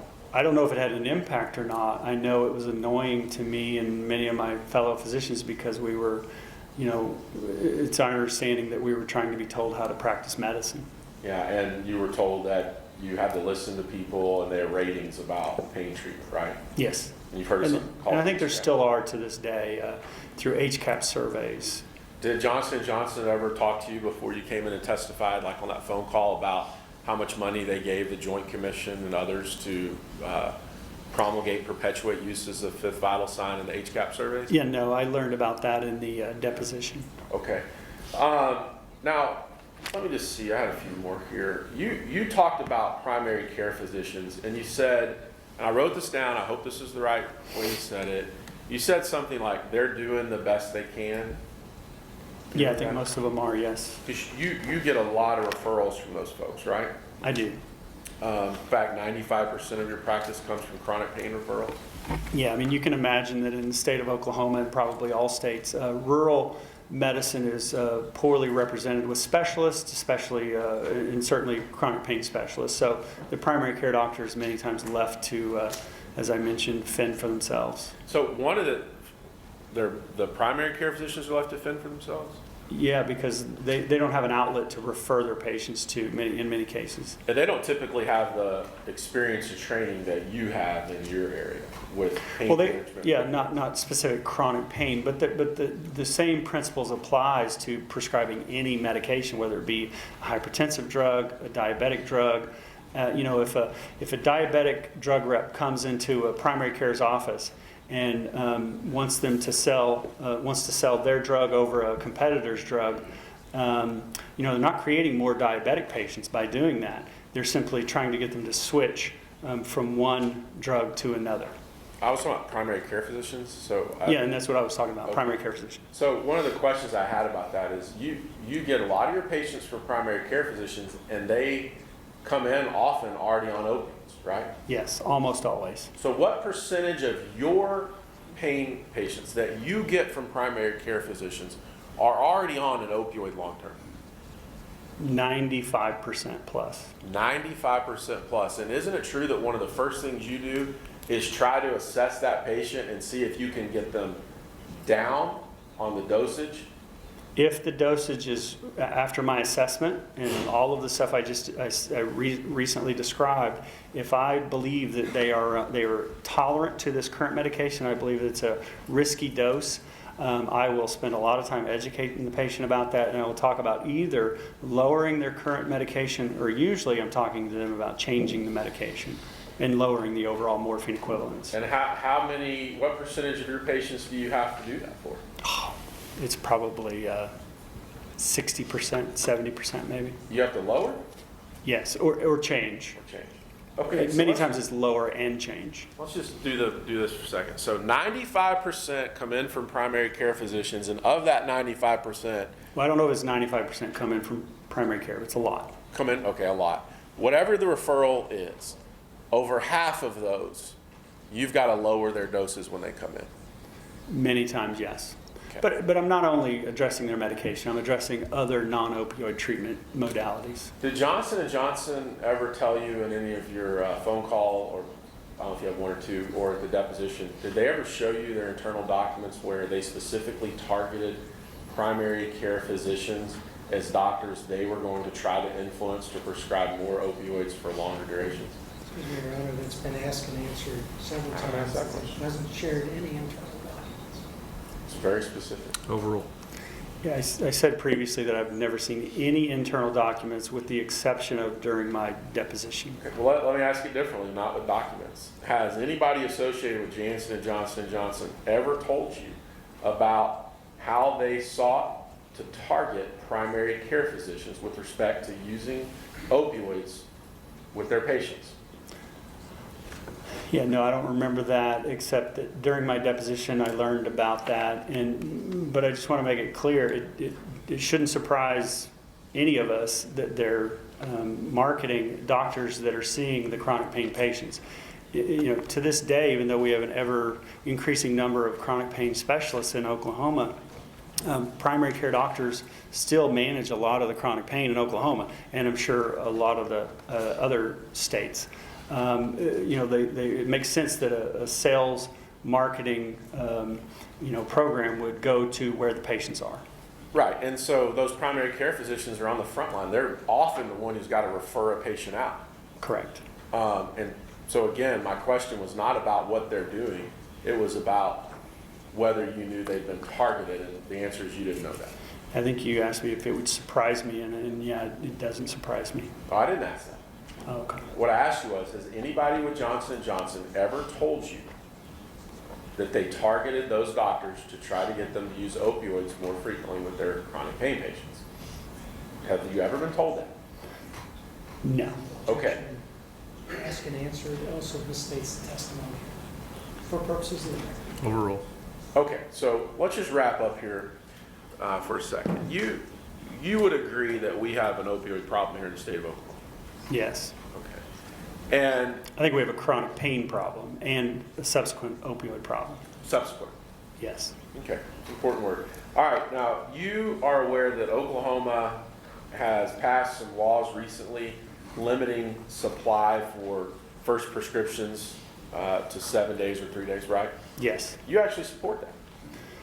And I rarely support the legislative body or anybody telling me how to practice medicine. But yeah, in this case, I welcomed it because I know there's a problem. I know that patients many times have too cavalier an attitude about taking these medications, and I use it as a weapon to explain to them the seriousness of these medications. You use the new law as a weapon Yes. to teach your patients about the right way and the wrong way to do it, right? Yes. So you also mentioned a minute ago about the history of your type of medicine. One of the examples you gave was we had veterans coming home from war that were injured. Remember that? Yes. Has anyone ever shared with you? We know you didn't get the documents. Has anyone from J&J or Johnson & Johnson ever shared with you that they used media, and they called them media hooks, to target veterans to get them to potentially use more opioids when they return home? Actually, this was facts now. The facts are in evidence, the documents in evidence, and I can gladly show it. Overrule. Can you repeat that? Yeah. Has anyone from Johnson & Johnson ever shared with you in any way, shape, or form that they used media hooks to target returning war veterans? No. Just check my notes real quick. I think we're done. Okay. I'm sorry. Let me check with.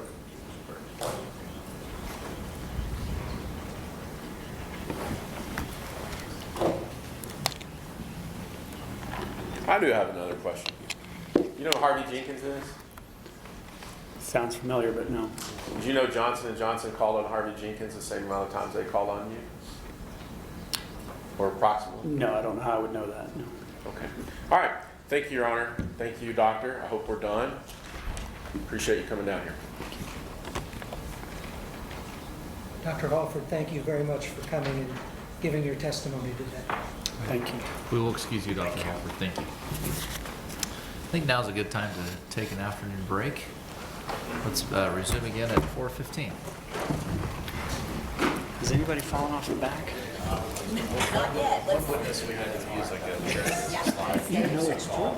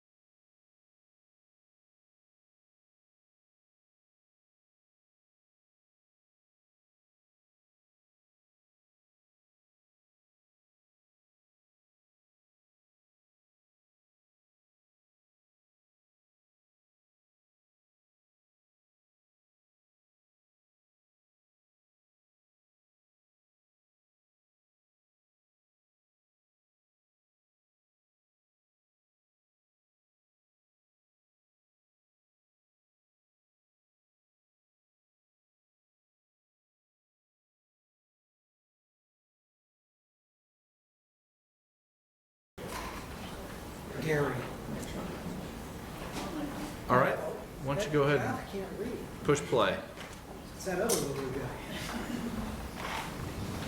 Could you take your Gary Michael Green, and your employment? I work for the Oklahoma State Board of Pharmacy. What's your position now? I'm a compliance officer. Okay.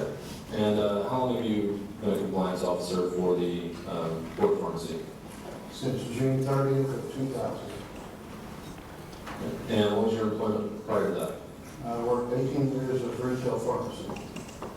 Mr. Lyon, what does the state consider to be diversion? Diversion is the obtaining of CDS by non-legal means. Okay.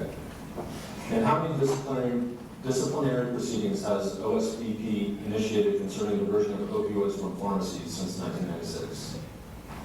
I do not have an exact number on that. Could you give me a ballpark figure? It's probably been 2 or 3 years. 200 or 300? Okay. So more than 250?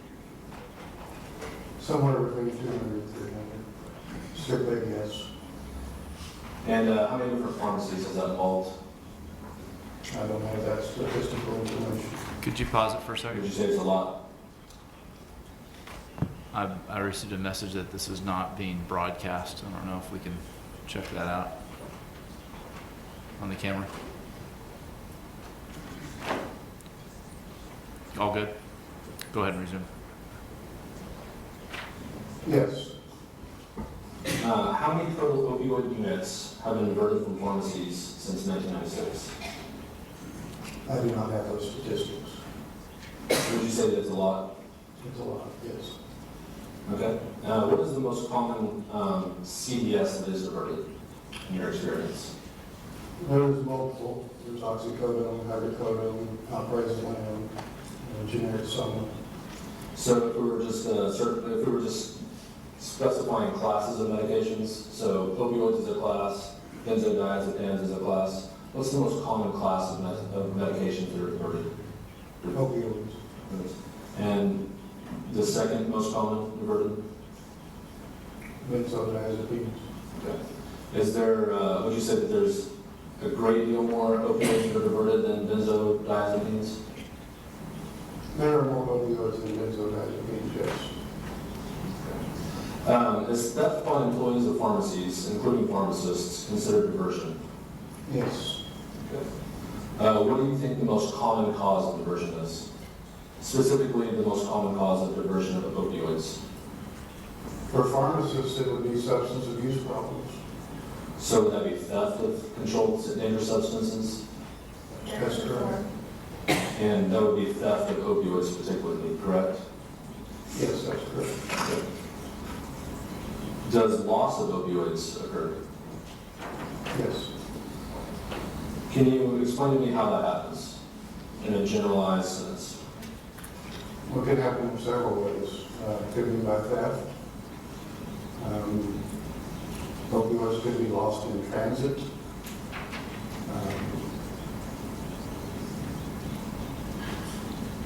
I'd say primarily theft, though. And who primarily steals these opioids? Pharmacists and pharmacy technicians. Is there a version of CDS from pharmacies that goes undetected? I would say that, yes. Would you say the majority of diversion goes undetected? No. Does OSPP or any other state agency have a way of determining or detecting diversion when it gets when it is accomplished? We can do audits. Do you regularly do audits of all pharmacies in the state? Not all pharmacies, we only do audits whenever we suspect that there's a problem. How do you become aware of diversion problems at pharmacies? It can be reported by the ownership of the pharmacy. It could be on a tip from somebody. The tips, are they generally anonymous tips or are they tips from consumers? It could be from multiple sources, but typically it's going to be reported by the ownership. So you would say it's fair to say that OSBP relies on pharmacies to self-report incidents of diversion. They're required by law to do that. And then once they self-report that, they'll be subject to possible disciplinary proceedings. That's correct. So you would say it's accurate that pharmacies have to self-report diversion events of opioids, and then once they do, they'll be subject to disciplinary proceedings before the Oklahoma State Board of Pharmacy. Potentially, yes. Were there problems with diversion of CDS prior to 1996? I don't have that information, not to my knowledge, but, yeah, that's, if you're asking me as a employee of OSBP, I wouldn't have that information. If you're asking me for my personal work experience as a pharmacist, then I would say yes. In that capacity, can you tell me whether there's diversion of CDS prior to 1996? I believe that there was. What kind? CDS. CDS, is there a particular class of CDS prior to 1996 that you think was very prevalent to be diverted? No, I would say it was CDS across the board.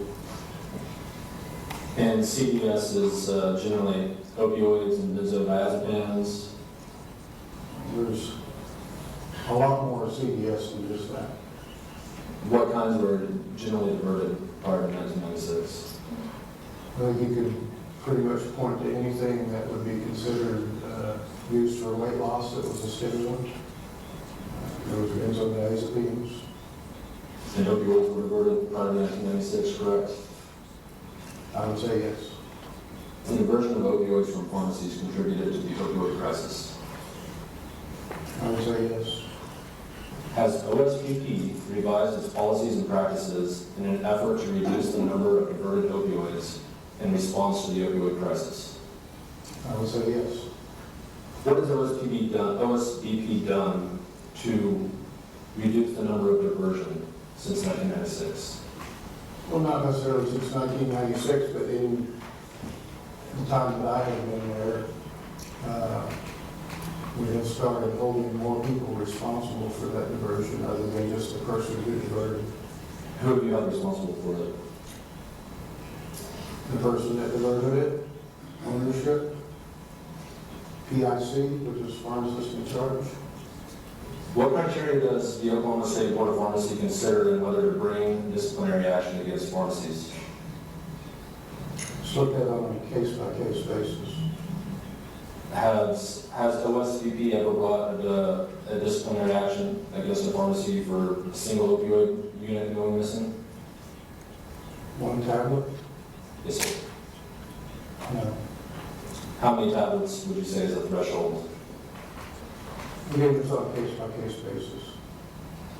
So there's no established guidelines or rules for when OSBP will take disciplinary action in response to diversion of opioids, correct? It's looked at on a case-by-case basis. Without any established guidelines or procedures? We do not have anything in rule or in policy that states whether you bring action or not based on the number of units diverted. And who is it that decides to bring a disciplinary action at OSBP for diversion of opioids? The ultimate person is the executive director.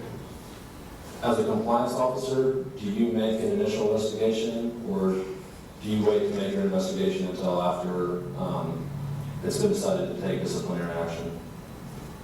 You know, the investigation will be critical before bringing a complaint.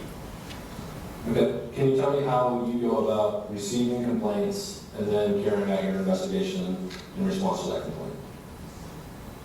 Depends on the complaint. What criteria does OSBP consider in whether to revoke a license of a pharmacist? That decision is made by our board members.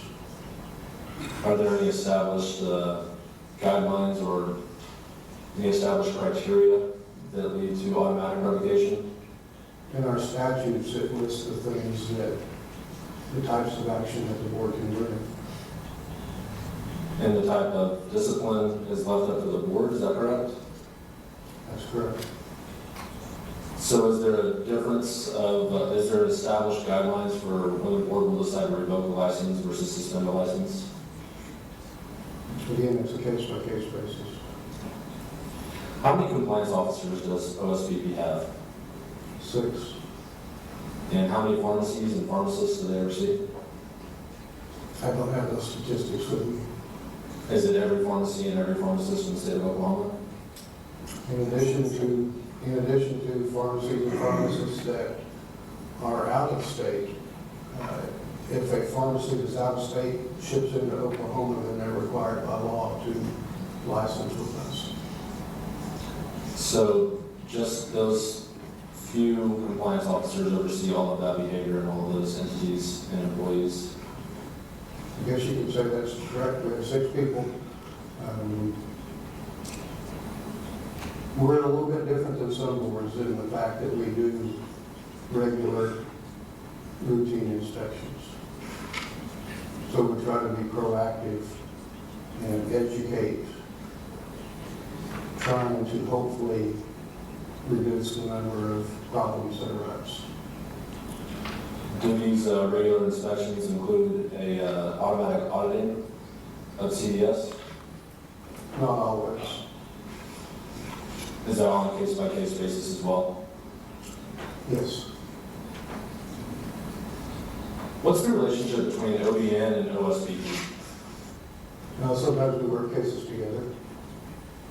How often do OSBP cases against pharmacies or pharmacists result in criminal prosecution?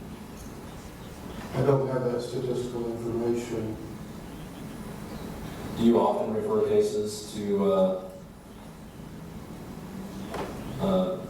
law enforcement agencies from the Board of Pharmacy? Can you define often? 2 out of 3 cases? I'd say it's less than that. 3 out of 5 cases? One thing I think that's important is that not every case that we investigate or have action on somebody is about diversion. Sure. So I don't have those statistics. For diversion cases that you investigate through the State Board, Oklahoma State Board of Pharmacy, do you often refer those to other law enforcement agencies for criminal prosecution? I would have to answer that. Again, it's done on a case-by-case basis. What agency would you refer to? We've worked with the mail board, we've worked with the osteopathic board, we've worked with the medical board, we've worked with DEA, we've worked with OBN. So for criminal prosecution purposes, you would refer it to OBN, is that correct? Again, that's determined on a case-by-case basis. Are there criteria that you consider in whether to refer a case to other agencies for criminal prosecution? That would be a decision made by the executive director. And he's got absolute discretion whether or not to refer a case to any other agency for criminal prosecution? That's correct. Could OSBP promulgate a rule that states that a certain amount of opioid diversion will result in a revocation of a license? I think we could propose one, but it still has to go through the legislative process to become a law or a rule. Has OSBP ever tried to do a rule like that? Not in my time there. We try to update rules pretty much on an annual basis. And again, not everything that we deal with is diversion. Are you familiar with any OSBP cases brought against pharmacist technicians for theft of CDS? Yes, Does that occur fairly regularly? yes. What kind of background check does OSBP perform prior to granting a physician or a pharmacist technician license? They have to answer questions on the application as to whether they have been charged, sentenced, convicted, something to that language. And they PIC or a pharmacist has to sign off on those questions if they answer yes. If they answer yes, then we do background checks. If they graduated from out of state, we do background checks. And staff, I believe, checks OSCN on all of them. I'd like to ask you now about OSBP cases 1471 and 1472 concerning Catherine Dawsey, pharmacist, and the Wellston Clinic Pharmacy. Okay? Did you review, or does OSBP keep files for the cases that it opens against pharmacies and pharmacists? Yes, we do. Did you review the file for cases number 1471, 1472? What I reviewed was the complaint, and if there was an agreed order or a final order, I reviewed that. What caused OSBP to investigate Ms. Dawsey and the Wellston Pharmacy Clinic, or Wellston Clinic Pharmacy? I don't recall off the top of my head. That was not my investigation. It was another compliance officer's investigation. How long did the investigation of Catherine Dawsey and the Wellston Clinic Pharmacy last? Looks like it was started the third week of January 2017 and was brought before the board August 30th, 2017. And what was it that caused OSBP to investigate Ms. Dawsey and the Wellston Clinic Pharmacy?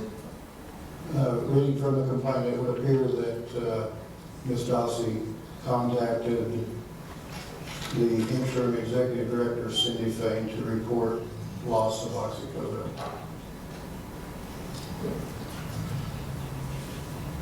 What did the investigation uncover? This pharmacy provided a DEA 106 form that showed loss of multiple strengths of oxycodone to the tune of 14,845 tablets. Did OSBP determine what happened to those 14,000 plus tablets of oxycodone? We interviewed multiple people. We interviewed 2 pharmacy technicians that worked there and also Ms. Dawsey. And did you determine what happened with the 14,000 plus oxycodone? No, we did not. So to clarify, those are 14,000 tablets of opioids that were just completely lost and nobody knows what happened to them. Is that correct? We don't know who diverted them, but we think that it was diverted by employees. And in that case, more than 14,000 opioid units were diverted. That's correct.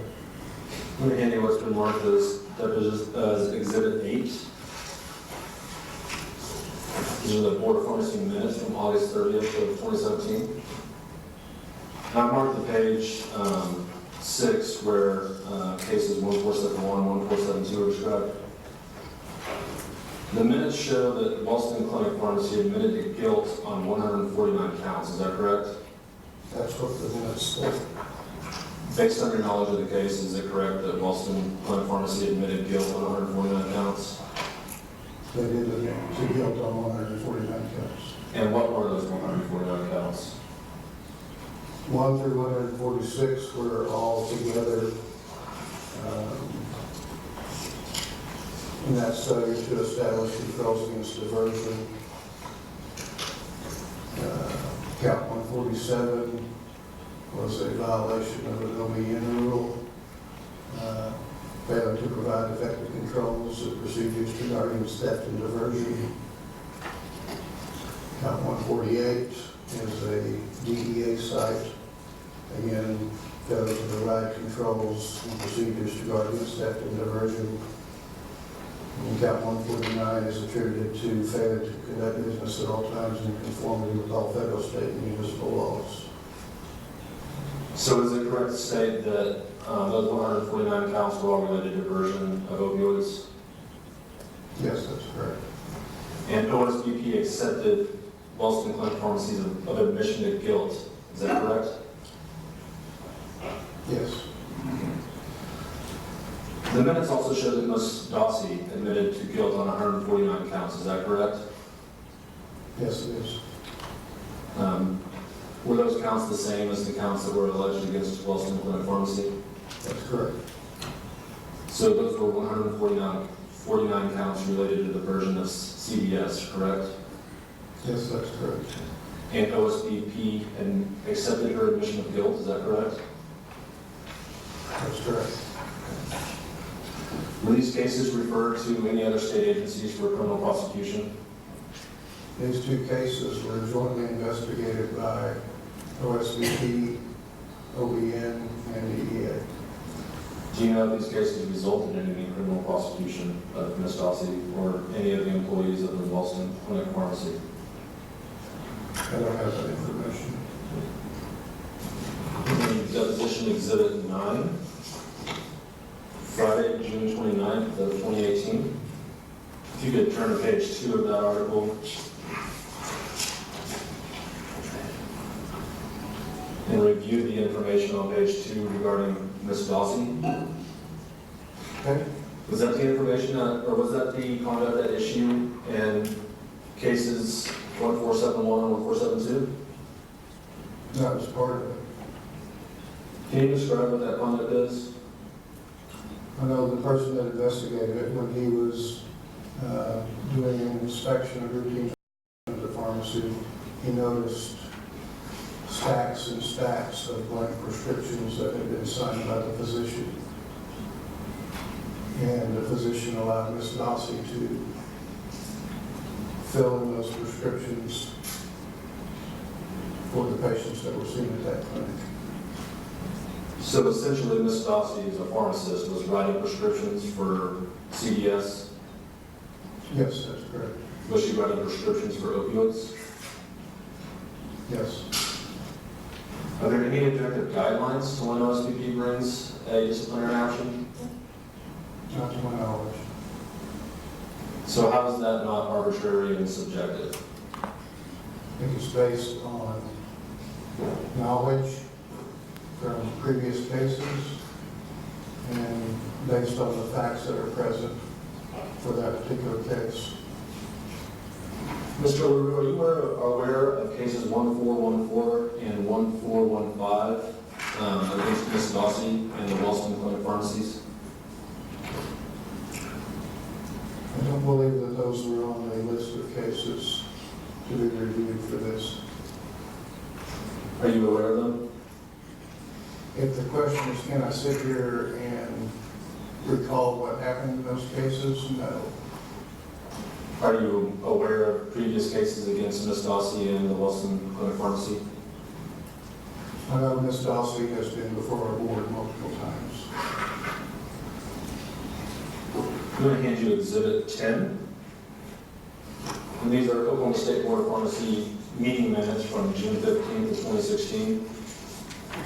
If you go ahead and turn to page 4 on that. The minutes indicate that Wellston Clinic Pharmacy admitted to guilt on 3,000 counts. Is that correct? What's stated is that the respondent would admit guilt on counts 4 through 3004. And that indicates to you that Wellston Clinic Pharmacy admitted guilt to 3,000 counts. That's correct. Were these counts related to diversion of opioids? From the information you have presented in this exhibit, it doesn't specifically state that. Does it state that it's related to failure to adequately control CDS? These minutes do not say anything about CDS that I can see. And that OSBP accepted their admissions of guilt? Yes, that's correct. Are you aware of any prior OSBP proceedings against Ms. Dossie? Yes, You are. yes. What other disciplinary actions have they taken? I don't have those documents in front of me, and I did not review them prior to this deposition. I was not instructed to review those cases. You're aware? Yes. Can you tell me what you do remember and what you do not? I would hate to comment on something without having the information in front of me. Let me hand you Exhibit 11. These are excerpts from Board of Pharmacy meetings from the date of November 11th of 2011 and from November 20th of 2002. On the bottom of that page, do you see the case regarding Catherine Dossie?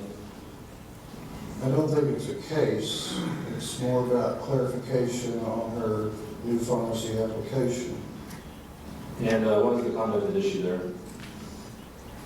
According to this information, it says that she misanswered question 4 regarding any sanction or disciplinary action being taken within the last 15 months. What sanction or disciplinary action was Ms. Dossie subject to? If you go strictly by what this says, it says that OBN had suggested she install a safe for scheduled medications, and she thought that it was only a suggestion. And it says that there was nothing in writing which indicated it was a requirement, and that she had not installed a safe. And why did OBN suggest that she install a safe? I think that would be a question for OBN. If you could read the third sentence into this case, we're under Ms. Dossie's portion of this. Ms. Dossie explained that she had had 3 burglaries in the last 1.5 years, and that Oklahoma Bureau of Narcotics, OBN, has suggested that she install a safe for scheduled medications. So it sounds like Ms. Dossie's store is getting broken into, or CDS is being stolen. Is that a fair description? I would say yes, based on this information. So would you agree that Ms. Dossie is pled guilty to 3,150 counts related to CDS between the years 2016 and 2018? It appears that way from what you have presented, yes. Is OSBP aware generally of when pharmacists are being subject to federal prosecution or state prosecution from another agency? I would say most of the time, but not always. It would depend on whether that information had been made available to us or whether we saw it in the news or something of that nature.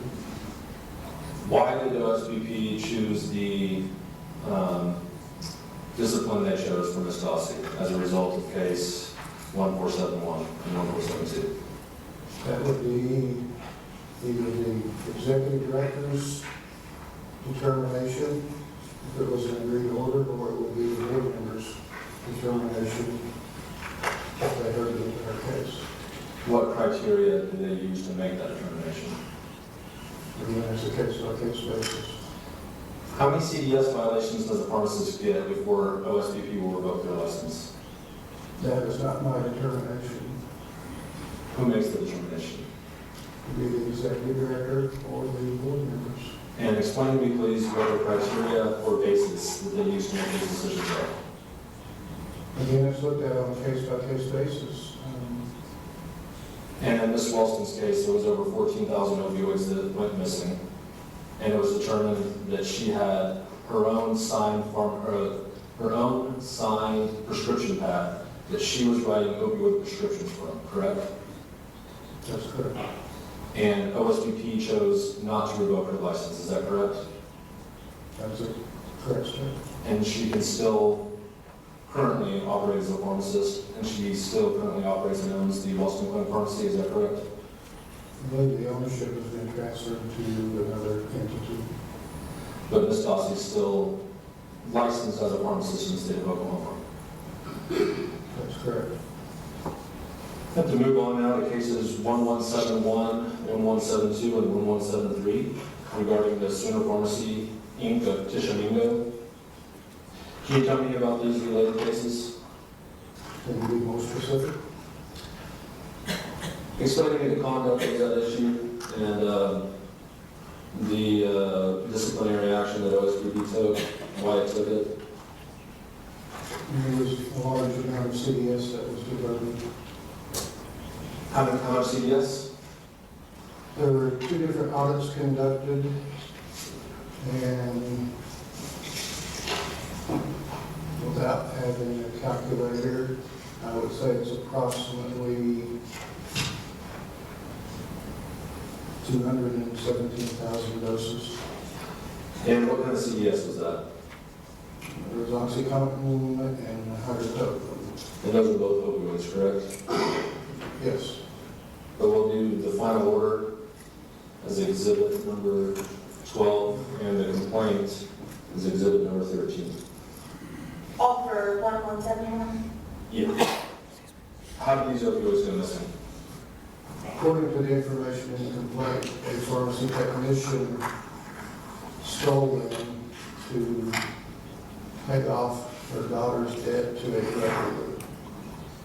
Is that a common occurrence that a pharmacy technician steals opioids from the pharmacy where they work? I would say that a large percentage of the pharmacy technician cases are related to diversion of opioids.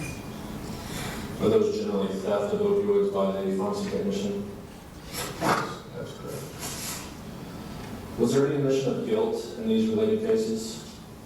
The pharmacy technician did admit to guilt on all counts. And that was admitting guilt to stealing over 217,000 tablets of opioids, is that correct? That's correct. What punishment did the pharmacy face as a result of this diversion of opioids? I have to refer to the agreed order or the final order in that particular case. The pharmacy was, license was suspended for 5 years, and the suspension was stayed, and the pharmacy was placed on probation for 5 years. They were fined $40,000. They were required to provide policy and procedure manuals to the executive director for his review. And that was to ensure that no further opioids were diverted? Are you talking about the policy and procedure, or? Right, the policy and procedure, what was that about? Well, all pharmacies are supposed to have a diversion prevention policy and procedure. And did Sooner Pharmacy of Tishomingo not have any? I would assume not, when we look at the complaint. If we asked them to provide it, if that's part of the order, then I would say that they did not have one. I don't believe it's mentioned in the complaint, but it is part of the order. Does OSBP require that all pharmacies submit their procedures for preventing diversion of opioids to the State Board of Pharmacy? Or just that they maintain them themselves and the Board of Pharmacy trusts that they do that? They just maintain them. They maintain them themselves and the Board of Pharmacy just trusts that they're there? Starting in about 2014, we added that checkpoint to our routine inspections. So now when you inspect a pharmacy, you examine their policies and procedures for prevention of diversion? That's correct. Were there any other CDS that were diverted from that pharmacy? According to the complaint in the order, it's just opioids. In case 1172, is it true that Sooner Pharmacy of Tishomingo admitted guilt on 445 counts? That is correct. And that the pharmacist involved in that incident, Michael Roy Lefevers, admitted guilt on 447 counts? Yes, they do. And all those charges arise out of the diversion of opioids in these cases, is that correct? Yes, that's correct. To hand you Exhibit 14 right now. So if I could ask you to turn to page 2 there. This is a news article from newsok.com from Sunday, May 3rd, 2015. Entitled Oklahoma Pharmacy Board Stays Busy, Hands Out Massive Fines at Times. Now this article has a quote from John Faust. Are you familiar with John Faust? Yes, I am. And was he the executive director of Oklahoma State Board of Pharmacy? Yes, it was.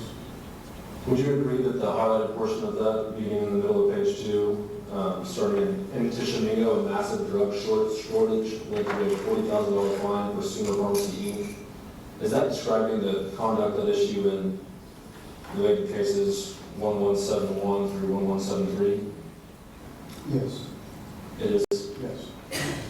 On the top of page 3, there's a quote from John Fausch that says, "In this case, it had all the appearances of a complete failure to be appropriately responsible at even minimal levels for the trust the public gives pharmacists to safeguard our nation's drug supply." I'd like to move on to OSBB case number 926 against Oklahoma State University Medical Center. Is this pharmacy affiliated with the state of Oklahoma? I would think so based on the name.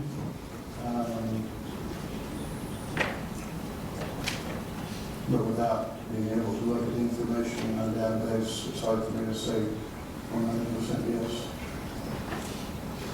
What was the misconduct that was the subject of the disciplinary action in this case? Diversion of CDS by a pharmacy technician.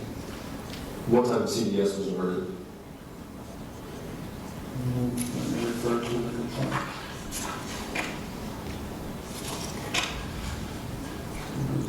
Benzodiazepines, hydrocodone, and phentermine.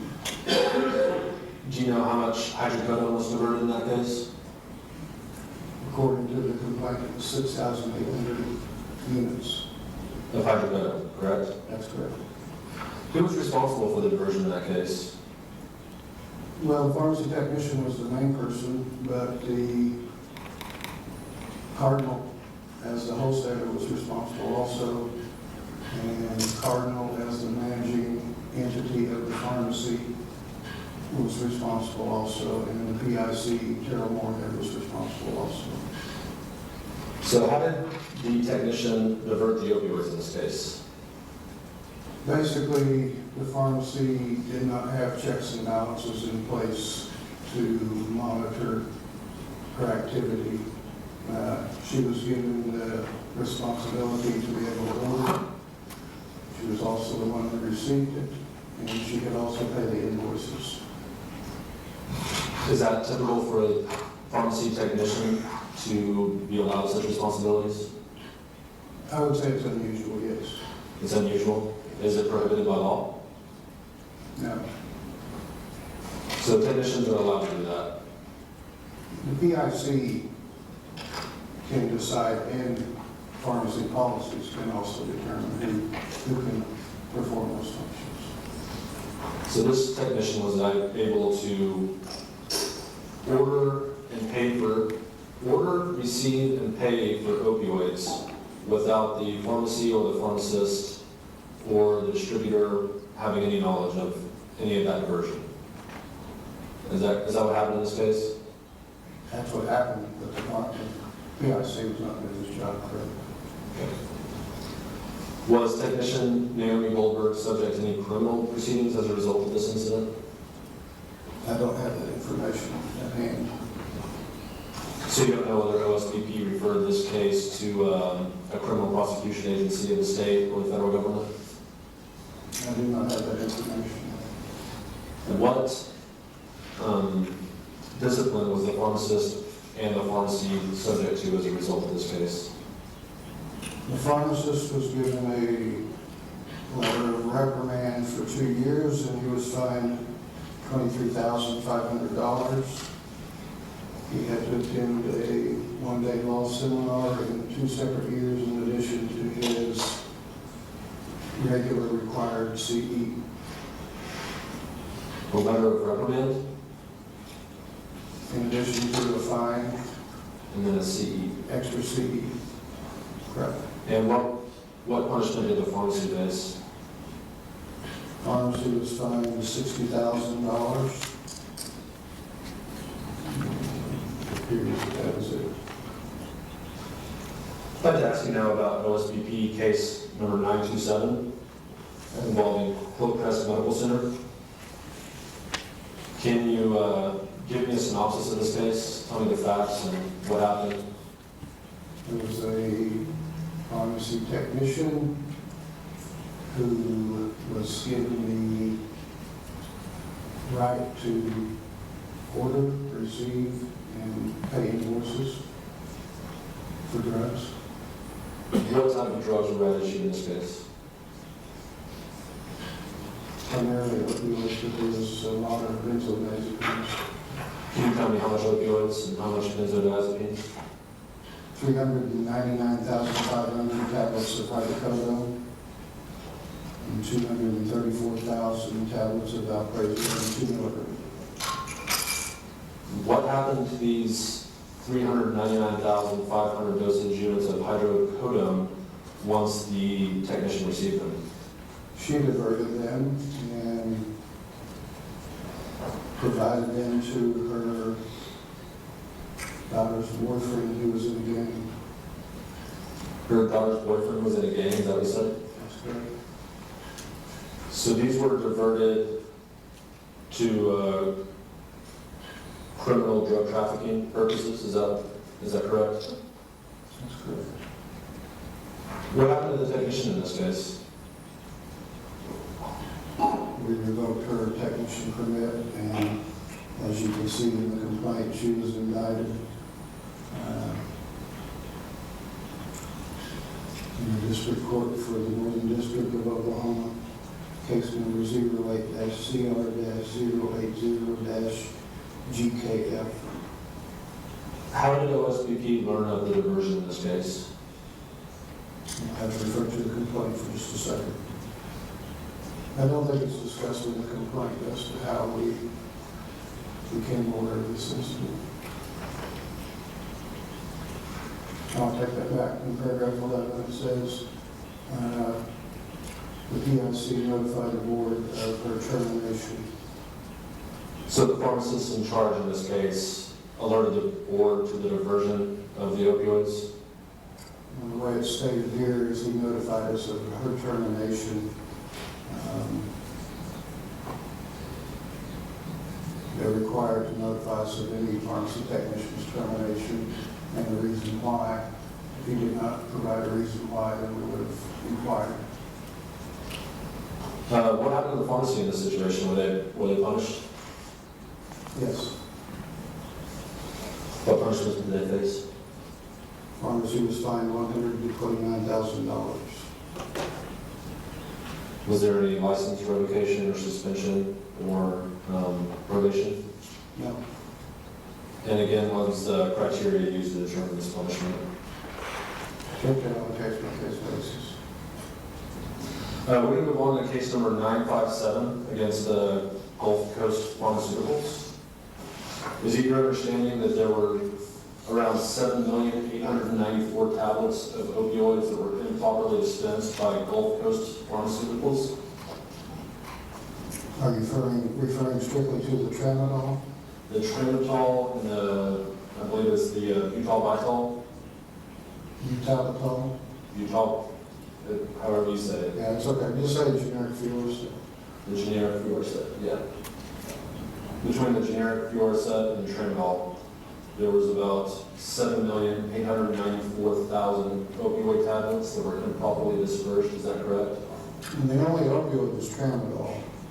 The other two are not opioids. Is Fiorset not an opioid? No, sir. I appreciate you correcting me there. So how many opioids were diverted as a result of this case? Looks like the one breakdown was 6,246,000 tablets of tramadol 50 milligram. And the other breakdown was 475,000 tablets of tramadol 50 milligram. Where did those opioids go? They were filled on prescriptions and dispensed to patients without there being a valid physician-patient relationship, and there wasn't even a pharmacist involved in the dispensing of these. How did they dispense medication without a pharmacist? The pharmacist was never once in either one of these pharmacies, and these pharmacies were not licensed by the Board of Pharmacy. How is it that these pharmacies were operating in Oklahoma without a license? It's complicated. They were operating on tribal land. and nobody felt like they had jurisdiction. Does the Board of Pharmacy not oversee pharmacies that are located on tribal property? They came licensed with the Board of Pharmacy, and most of them do, but these two did not. They got a so-called license from the tribe where they were operating. Do you know who the doctors who wrote these prescriptions for the opioids were? No, I did not. And you said that they were written without a face-to-face interaction? That's my understanding, yes. Can you explain that to me? I don't have 100% knowledge of it, but I would assume that the physician was sitting in an office or at his home and just approving prescriptions. That's the way it worked on one of the internet cases that we worked on. And what was that in that case? Main Street Pharmacy, in Oklahoma. Do you know how many opioids were diverted as a result of the conduct in that case? Not off the top of my head. How did OSBP become aware of the conduct in this case?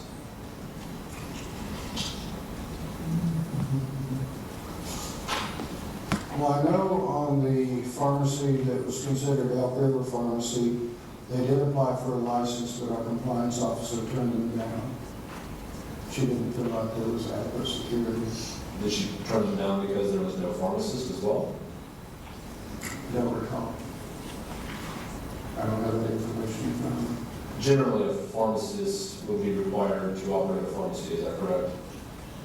Yes, they have to be listed on the application for the pharmacy, and they have to list on the application. Do you know what happened to these 7,894,000 opioid tablets once they were improperly dispensed by Gulf Coast? Yeah. Did OSBP investigate what happened to those opioids? No, we did not. We made the decision to take action on the supplier, the wholesaler. What criteria was that decision based on? I don't have that information at hand. Sometimes you subpoena records and see what those records provide. And that was your criteria, that was the basis for determining who to take disciplinary action against in this case?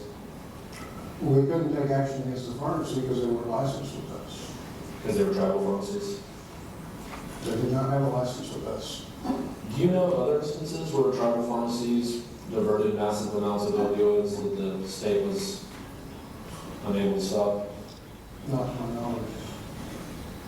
Did OSBP accept Gulf Coast's pharmaceuticals admission of guilt in this case?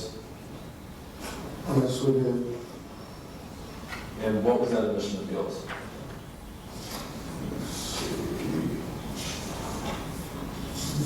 Counts 1 through 62, failing to establish and maintain controls and systems that protects against theft, diversion, or counterfeiting.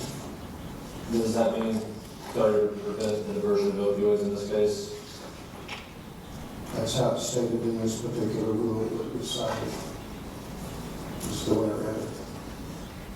What tribes issued the license to the pharmacies that issued in this case? Elk River Pharmacy was licensed by the Seneca Cayuga tribe.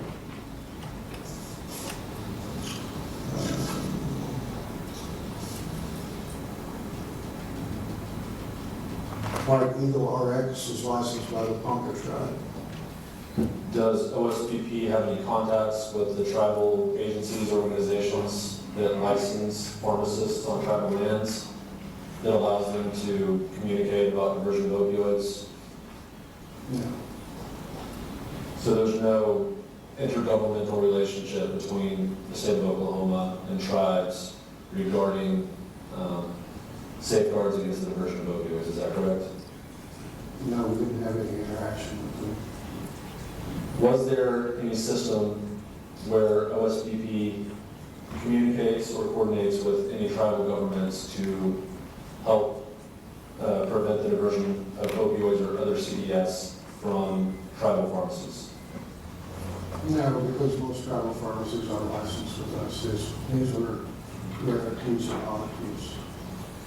Did OSBP inform the tribal councils of the Ponca tribe, the Seneca Cayuga tribe of these diversion events? I don't think we did. There were multiple agencies that were looking at this, not only us, but OBN, DEA, FBI, Bureau of Indian Affairs. So I think at some point they have to become aware of it. I'd like to move on to ask you about Technician Kevin Cook in case number 714. Is it correct that Technician Kevin Cook was determined to be guilty of stealing large quantities of CDS, including opioids, and had his license revoked? According to the information in the complaint, he confessed to stealing 300 alprazolam and 300 hydrocodone during the preceding year. When he was actually detected, he had stolen 100 tablets of alprazolam. Is it correct that Mr. Cook's technician license was revoked as a result of this diversion of opioids and other CDS? That's correct. Was there any criteria that the OSBP used in determining whether or not to revoke Kevin Cook's license? We're talking about something that's documented as far as policy or rules or Any sort of criteria or guidelines that were used to revoke, that were relied upon in making the decision to revoke his license? just like the other cases, it's on a case-by-case basis. Okay. So no specific criteria used in the determination to revoke Mr. Cook's license for stealing 300 hydrocodone and 300, was it alprazolam? Okay. And last, I'd like to ask you about case number 712 against James Milton Swain. Are you familiar with James Milton Swain? I know Mr. Swain. Yeah. Are you familiar with the conduct at issue in the case number 712? I believe I am. I was the one that investigated that case. Handing you Exhibit 16, which is the agreed finding of the facts, conclusion of law, and final order, and OSBP case 712 against James Milton Swain and Bifeless. Can you tell me what happened in this case? According to Mr. Swain, he was duped by this particular female. She led him to believe that she had cancer and was undergoing chemotherapy. And every prescription that he filled for this girl that was under Dr. Conrad Marker's name was a forgery. So none of the prescriptions that Dr. Swain filled in this case had a valid prescription, or were issued by a doctor, or were valid prescriptions. That's correct. On page 3 of the agreed findings of facts and conclusions of law, does it lay out the medications that pharmacist Swain filled from the time period between January 2nd of 2002 and April 28th of 2002? Yes. Can you tell me what those medications were? Hydromorphone 4 milligram, generic Percocet 5 through 25, Oxycontin 40 milligram, Meperidine 100 milligram, and diazepam 2 milligram. Based on the figures laid out on page 3, my calculations is that there was 18,320 opioid tablets for the same patient in a time frame of less than 4 months. Is that correct? Do you think it's unusual to fill 18,320 opioid tablets for a single patient in a period of less than 4 months? Yes. And it's something that you would contact a doctor to ask about if you were a pharmacist? Yes. What happened to the patient in this case? Well, she died. Do you know what the cause of death was? Let's see if it says in here. Yes, I see it now. It states that she died from an overdose of drugs, according to the medical examiner's report. Once Mr. Swain discovered that these were fraudulent prescriptions that he was filling, did he report this to the OSBP or any other state agency? No, he did not. How did the OSBP become aware of the comment in this case? If I remember correctly, we had a complaint sent in from, I think, the girl's mother. I think, it's been a long time ago.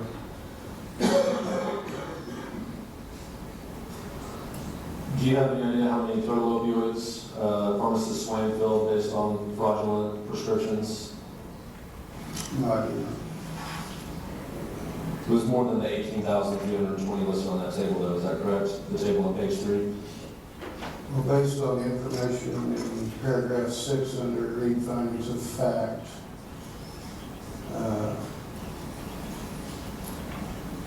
it appears that there were several prescriptions that were filled in '01.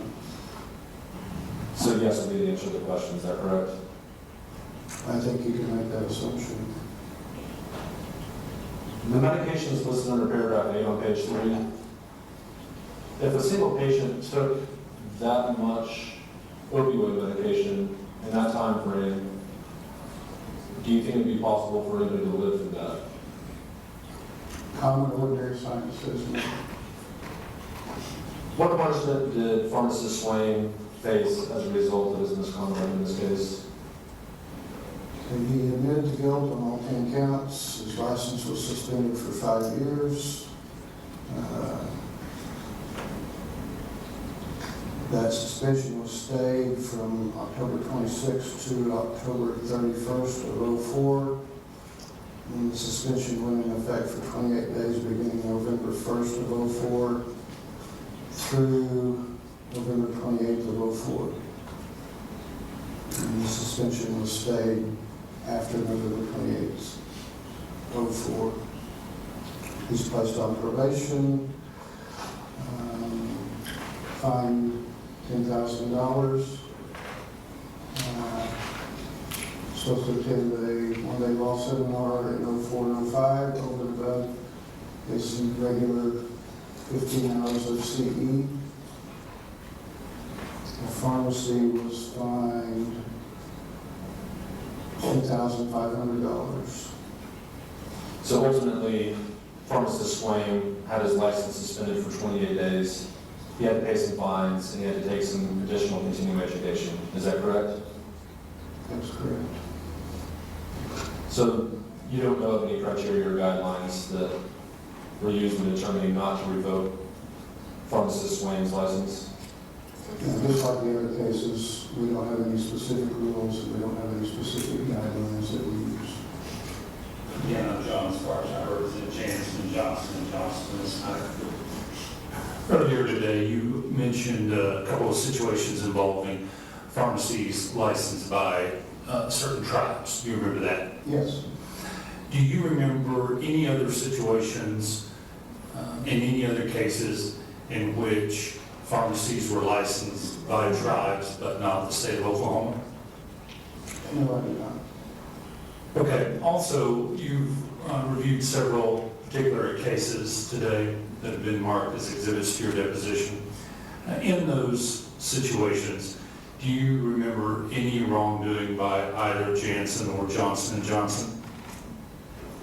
Not to my knowledge, no. In fact, in any investigation you've done during your tenure, do you remember any wrongdoing by either Janssen or Johnson & Johnson? Not that I can recall. I'd like to offer exhibit 15 in the record. So the case files that Mr. LaRue brought with him to the deposition.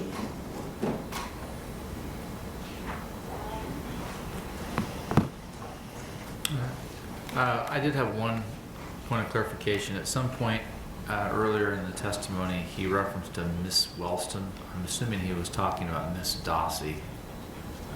There's not a Miss Wellston, right? There's only a Wilson clinic and pharmacy. I think it was the Wellston Pharmacy. Okay, just want to make sure we got that clear. All right. Nothing further. Let's go ahead and quit for the day. We'll begin again tomorrow morning at 9 a.m. Thank you, Your Honor. Thank you.